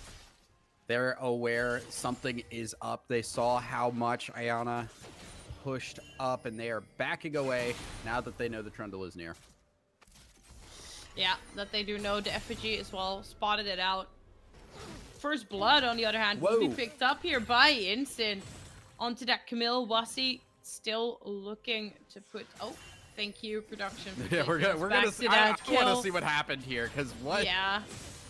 I mean, oh, Ricky level just trades 4? way too Oh, hard. yeah. Way too hard with the trade. And then the flash charge from Instant to make sure that Ricky actually dies. Really nicely done. That was so smooth. The flash W to stop the repel. Ricky getting a little styled on there. The Poppy, we said, yeah, it goes really, really well here with this matchup into the Camille. Now you see why. I'm really kind of surprised that Ricky opted for this Camille, knowing that Poppy top could be an option. Yeah, I mean, well played. We have seen it before today that the Poppy was really styling on the Camille earlier. As you said, not allowing this repel shot to come through with the Death presence. But yeah, Ricky knows what they're doing. We have to just think about that, I guess. Camille can still be a threat to other players in the team. But now Melanchola up in the top lane. Nice stun. Ricky. I mean, they're still holding on to the steadfast presence, and Ricky just knows that they're dead. They've invested in TP. It's an absolute nightmare for this top laner. It's so disastrous here because you couldn't do the E, because as soon as you E, the W comes out. As long as Instant doesn't blow it early, you're just stuck. You can never leave that fight, and it's another death. It's more minions being lost, and they're going to run into the tower. And it's a kill for this Trundle, who does want to have an early lead. Yeah, exactly. Trundle needs that to just kind of get to a stronger point when they reach the later parts of the game. Knockentooth, but still, like, you know, very safely farming away. Hextech Drake available now as the first Drake. Melanchola making their way over. Scary. Yeah, but I do like, you know, the communication again here on the side of Team Melanchola, because she was initially on the Raptors, and the call was like, hey, but like, Wasi is doing Drake, and Melanchola's like, alright, I'm on my way. And they're just gonna be able to, they don't even just get the Drake, they get Wasi's flash, because like, Wasi is like now respected, mad respect for when Melanchola shows up, knowing I do not want to trade that so early on with this Trundle. Yeah, I mean, the pillar was just perfectly placed. Not only would you have to go left to go through that, you have to go all the way around it, which is really slow. It forced the flash out of Wasi. There's the grounded again. Almost gets the kill with that, and Ricky just not able to find a good way into this lane, and I don't think it's gonna get a whole lot better. No, I am afraid it is not going to get a whole lot better from here. Now we do see that Wasi is making his way here. This could be big. This could be really, really huge. Ricky needs to be careful, though. Lots of damage. Yeah. Sapling going down, Twisted Advance for the root, and that's gotta be the kill. Kind of have to give that to the Maokai, unfortunately. Would like to have that on the Camille, but you are A-okay. Just making sure the Camille does not die a third time. Flash burned in the bot lane by Sivir. Another good gank. The pillars have been immaculate from Melanchola. Yeah. I mean, these are also, I can just, like, see these kind of niche things that, like, you know... No, that gets stolen away by Harvest Sky, are you kidding? Just as I'm jinxing Melanchola hard here, because just as I'm saying, like, oh, I love that we're seeing this Weaver's Wall, but she can't get on top of it because of the stun. The knockback to just try and get away with the exhaust slow will be enough, but blue team manages to lock in the feats of warfare here. Yeah, just a little too forward as you just see Ayana move up, say, hey, we can go for this. I'm getting the crab. Give me some backup. Oh, they took the crab. Let's fight her for it. Get her before she uses the pillar before the flash could be used. And without using that flash, Harvest Sky was never getting out of it. The damage from a Trundle and the CC from the Leona is really, really tough to deal with in this early game. It is, and then we can just hope that, like, you know, it doesn't get too out of hand, that they can still scale up into this, like, mid to late game without Team Melanchola just being too absurdly fed because of this. Alright, good assist though here. And I love that they're prioritizing these grubs again. It's a big priority on locking in these feats and these objectives as soon as possible here. Yeah, Melanchola getting grubs is really, really huge too, just because Trundle Trundle can hit hard on these towers. Yeah, there needs to be a little bit of help on this bot lane. Be very careful how close you are. Yeah, and that's a Twisted Advance. That is the... Oh my god, they're still dancing around. They used the flash, but flash barrier, it's not gonna be enough there if you're in a 1v4 situation. But it was it almost was, and it was a very big investment here. So many spells used. Wasi with the Twisted Advance, but will just fall here to Iana. Yeah, that is a little unfortunate, and that's Nico also in trouble. Leona will go low, get the blast code over, but I don't think you're getting out. Well, they're getting close. Oh wait, no, that's an effigy. Iana. That's an effigy. Yeah, Iana is. I knew it would get me once. What is? I saw it on the mini map, and I was like, "Oh, there's the Fiddlesticks there." Completely just numb to the fact that the Fiddlesticks is with the Talita. Like, I don't listen to me. I've been up for too long. You're all good. You're all good. We were just discussing Wild Earth are the effigies showing up as champions on the mini map, and that is a little bit strange. Oh my god, Instant is just It's bullying Ricky yeah. here. Absolutely bullying. The way it has to be that way, just because like otherwise it won't be read as a champion in times when it needs to. It just kind of has to work like that. Poppy ult? Poppy copter. Good. Yep. Just to make sure that there is no no engage to be had here. We say no to this gank. Instant gets to back, has the TP available to them to get back to lane. Yeah, so the Poppy is doing great up on the top side. Right now, seeing a lot of work too, just from this Trundle. 2-0 on Melanchola. Working, does have that Triforce completed already. Oh, That absolutely. is very scary. Any fights around this Trundle become really tough to deal with at this point because he's just going to stat check you in a lot of different cases. And Wasi has been caught out more than once trying to be a little bit too aggressive into the stat check that is Melanchola. Yeah, exactly. But we saw it yesterday too, that like the Trundle, even though they had this swallow my words, we do see Iana looking for the engage here. Solar Flare isn't available to them yet, so can't really follow through. And Team Liv just kind of gets to walk away from that one. But as I was trying to say, like what we saw yesterday was more that like the moment that this Ravenous Hydra comes in for Trundle, that they were really starting to become very scary. Yeah, I don't know if we'll see that this time around on the with the Triforce picked up. But now we're getting again control of the river here.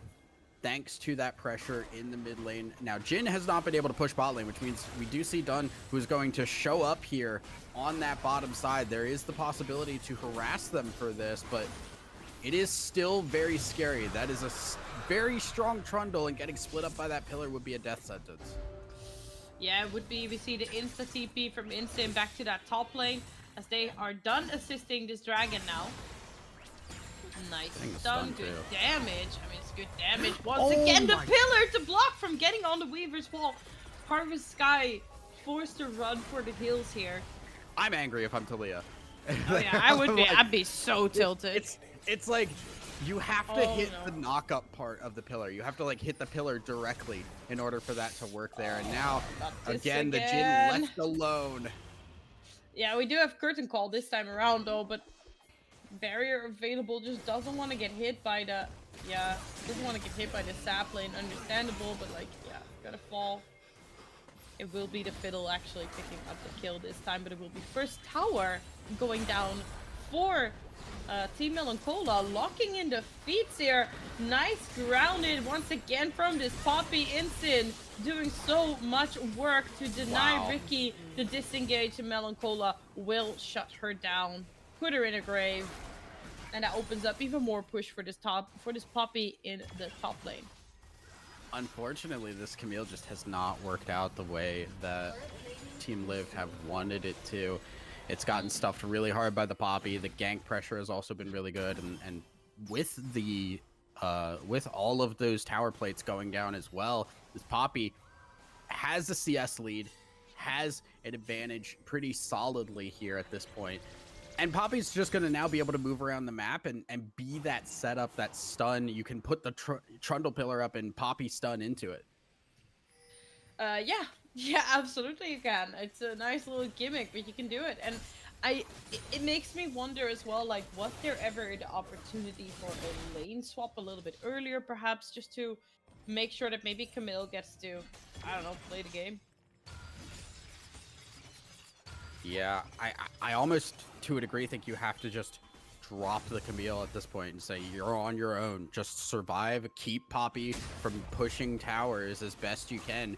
We've got to make stuff happen across the map. You can maybe get Camille to follow in for a Hextech ultimatum into the Fiddle ult, but this Fiddle's not building AP, so there's not a whole lot of damage. Yeah, you're right. I'm just looking at the itemization now. And I'm not even sure what they're building. I think it's a dead man's plate. Yeah, I guess so, for the movement speed alongside. You're not autoing on Fiddle, so you just get to keep that up. Yeah, it's true. Yeah, and with the Solstice Slay as well, that's just gonna give you a lot of movement speed. Yep. For these like easy skies, but we will see. Yeah, no, that makes sense. You have the Deadmans, you have the move speed from the Oh, there fear comes on the alt. Raven Storm, and they go in. Knockentulpe has to pop that barrier now, finds the root. So low, left alone with this Fiddlesticks, but as you said, this Fiddle is not exactly building damage. The Curtain Call comes down. They're trying to protect. Oh, beautiful fear here from Vashan. Making sure that Wasi actually gets the waddle out of this one, but they will be paying for that with their lives. But yeah, get to save the jungler here as a good support does. Does save the jungler, also just can't survive there because the W, I don't believe, is what's being maxed for that Fiddle. I haven't checked, but I believe it would be the E or the Q even. Ricky almost having to deal with some more pain there. Just flies in front of the Poppy, and Camille, again, still just in trouble. Yeah, you're absolutely right. W not being maxed on Fiddlesticks. It is the thank Q. you, production. Yeah, does make sense. The Q, the fear duration does last longer the more points you put into that Q. And when you're looking at just a full tank Fiddle, you're not there for the damage. Clearly, you're there for the fear. No. Yeah, dare to be disruptive.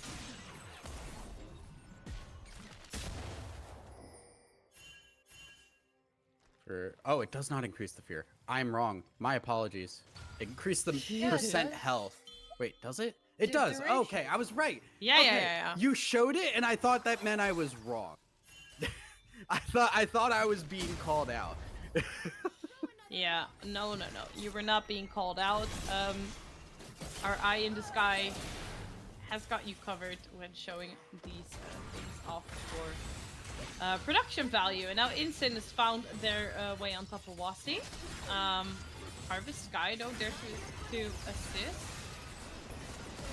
Great fear once again to just make sure that Melancholia doesn't get to participate in this fight. We do see Infernal Dragon up and available. Looks like Team Melancholia do want to opt for that. Yeah, this is their third Dragon Soul point for them, as they're gonna clean that one up easily. No one's testing that. I just don't know what the options are for Team Live. The one thing they've had is Harvest Sky getting a couple of kills, but even that, it's 2-2. It's not a lot.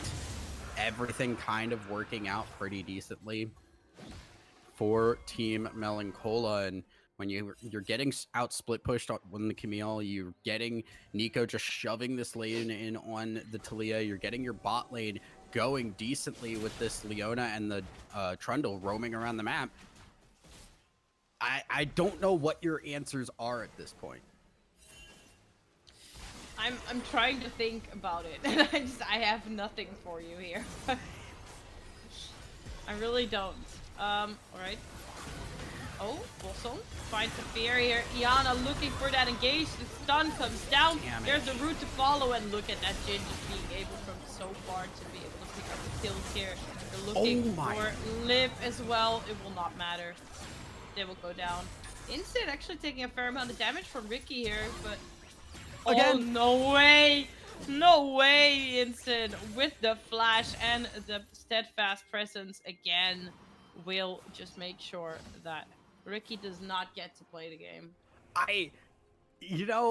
I feel so bad for Ricky because I would know that most players are not gonna flash Poppy W to stop a repel from happening in like retreating like that. That is wild, aggressive and confident play. Clearly knows how to play this matchup and was ready for the disengage to just go in and get the kill. Yeah, I mean, Giga Chat Poppy over here, like sitting on that, comfortably on that Sundered Sky already as well. So that's just gonna put a little bit more damage and sustainability into this Poppy. Rift Herald picked up comfortably on the side of Melancholia as well. We're currently sitting on a, let's say, 5k gold lead, a little bit more than 5k. Yeah, I do math. Yippee! We love doing math. Oh, live it broadcast. never goes badly. There it is again. Oh no, not again! Oh, it's just bullying at this point. Yeah, It's just I don't bullying. think Ricky's ever gonna pick Camille when Poppy exists again. No. I Yeah, don't think that's exactly. ever gonna happen again. Because This is just pure PTSD at this point. this is just really tough. You don't have Yeah. a way of stopping this from occurring at this point, and your Camille's never really engaging in this game right now. No, no, they're not really in this game, which is like it's must be so tilting to be Ricky here. Like they got a really good amount of work done on the Gnar, and then to have to play a game like this on Camille, where you're obviously thinking like, all right, I'm gonna be very active in this game and make these proactive plays, and I'm on a champion where I can do stuff and make the difference. And then oh no, wait, there's Poppy. Right now, Suwasi caught again. Oh, Raven Storm, but there's the Poppycopter making sure that that fiddle is not going to do any my more damage or God. disrupt anything. It's just so much CC, but I mean, look at the Q. The Q's coming out of this fiddle though. Actually saving the Sivir there with the fears. It's tough now because I know I've said it so many times, but it just feels like you're getting smacked with the gold bag. You don't have any options to really try and fight. You get a big fiddle ult, but you get Poppy ulted away, and there's not a lot of damage in this fiddle ult either. You're really just trying to get the CC, but the CC for what? Your Sivir is 0-3. Your Talia is not going to be burning through anybody with 2 kills. Their Trundle is eviscerating people. Poppy is unstoppable. Yeah. Yeah, it's crazy. I mean, Titanic Hydra now as well for the Trundle. Jin actually taking a lot of damage, forced to flash out, but now Harvest Guy might be caught out, definitely caught out. You see a beautiful double Pop Blossom coming out with the root to confirm the kills here. Really nicely done. Once again, Team Melancholia, team fighting on point. Yeah, and I hate calling games early. I almost never do it, but this one feels just about as doomed as it could be right now. Bot lane tower going, as well as we apparently missed a kill. I didn't even notice. Yeah, okay. We're gonna see it now, though. We're gonna see it now. As if it is happening now. Yep, Instant, yeah, just absolute bully. Giga Chat Poppy over here. Oh, you're an ADC? Well, that's just too bad for you. Bye-bye. Yeah, and inhibitor's gone, and they can't end here. That's something, No. but it always feels like, okay, the game's not technically over, but what options do you have for Team Live? They're just all around the map. Everything's kind of just falling apart. Yeah, it's super hard. I'm like, because that's also the thing. There's so much map control now. The Solar Flare coming out. Q connects Weaver's wall just to try and break the fight open, but it's just not happening. Ravenstorm doesn't do enough in this team fight. Curtain Call will make sure that the last of the kills are confirmed, and it's just going to be the 2 carries left standing that, yeah, as you said as well, aren't really putting out the biggest amount of damage at the moment. Yeah, and now the Nexus towers. And look at the Oh my Trundle God, look at damage. Trundle. That's not fair. Like, that's just not real. Not fair! That's a stat check champion. Yeah, At it's a just- billion stats. It's just that, and just like that, your Nexus is gone, and this is actually a 23-minute game. 21 kills versus 5. Team Melancholia taking names in a 2-0. Oh wow, I'm looking very dark here. Hello, hi, I'm awake, I'm alive. No, it's not working. It's the backlight. Trust me, I get it. The light in the back. I have no it other sucks. options. I don't Yeah. either. Yeah, no, it's not a full time. But hey, Melancholia looking really good. Team Melancholia, every time we have casted them, they've had really solid fighting. They've had incredible control of the game, and that comes from Melancholia, the captain, being such a really good jungler and knowing how to control a game from start to finish. Yeah, exactly. I did see that somebody called us out in Twitch chat that we messed up the fiddle item. I guess they went for the Trailblazer instead of the Dead Man's Plate. But yeah, Exactly. That does leave a trail behind you. That's why it's called Trailblazer. Uh, Yeah. but yes, this was quite a series in the sense that I I will be there so was this honest. second game. There was no way back. There was no item that Fiddlesticks was going to build that was going to solve that problem. It was No. unfortunately the top lane falling apart, the Trundle doing whatever he wanted in the early game. No real response can be had, and especially when Trundle can just run at people, don't care about whether or not, you can fight them because you always can. You're just Trundle and you have a couple of kills. Yeah, exactly. It was crazy. There was no way back into this game, which like yeah, there isn't too much to say about it. Team Melanchola, they gave us a very very dominant performance. Always a joy to watch this team. They're very good at like their team fight execution, and really really really entertaining to watch. Yeah. I'm really excited now to see kind of where Team Melanchola go in terms of, because they are definitely one of the upper echelon teams that we've seen throughout the weekend. They are, I forget where they are placed, but they're on the higher end, and I think they are one of the teams that can compete against what we have seen from some of the top dogs, especially Team Yella, who's Oh just yeah. been literally unstoppable so far. They have been. They have not dropped a single map, and I would really, really like to see Team Melanchola going up against Team Yella. And lucky us, that is going to happen because they are going up against them next Saturday in our first best of 5. So that is something to keep your eyes on.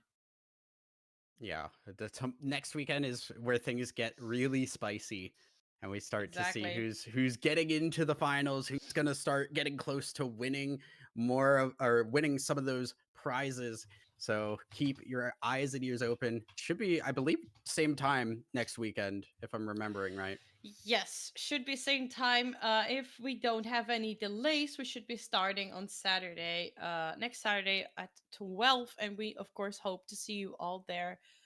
We thank you all for being here and bearing with us through all of the breaks and all the waiting. Thank you so much for being here and supporting this tournament, and we wish you a lovely rest of your Sunday.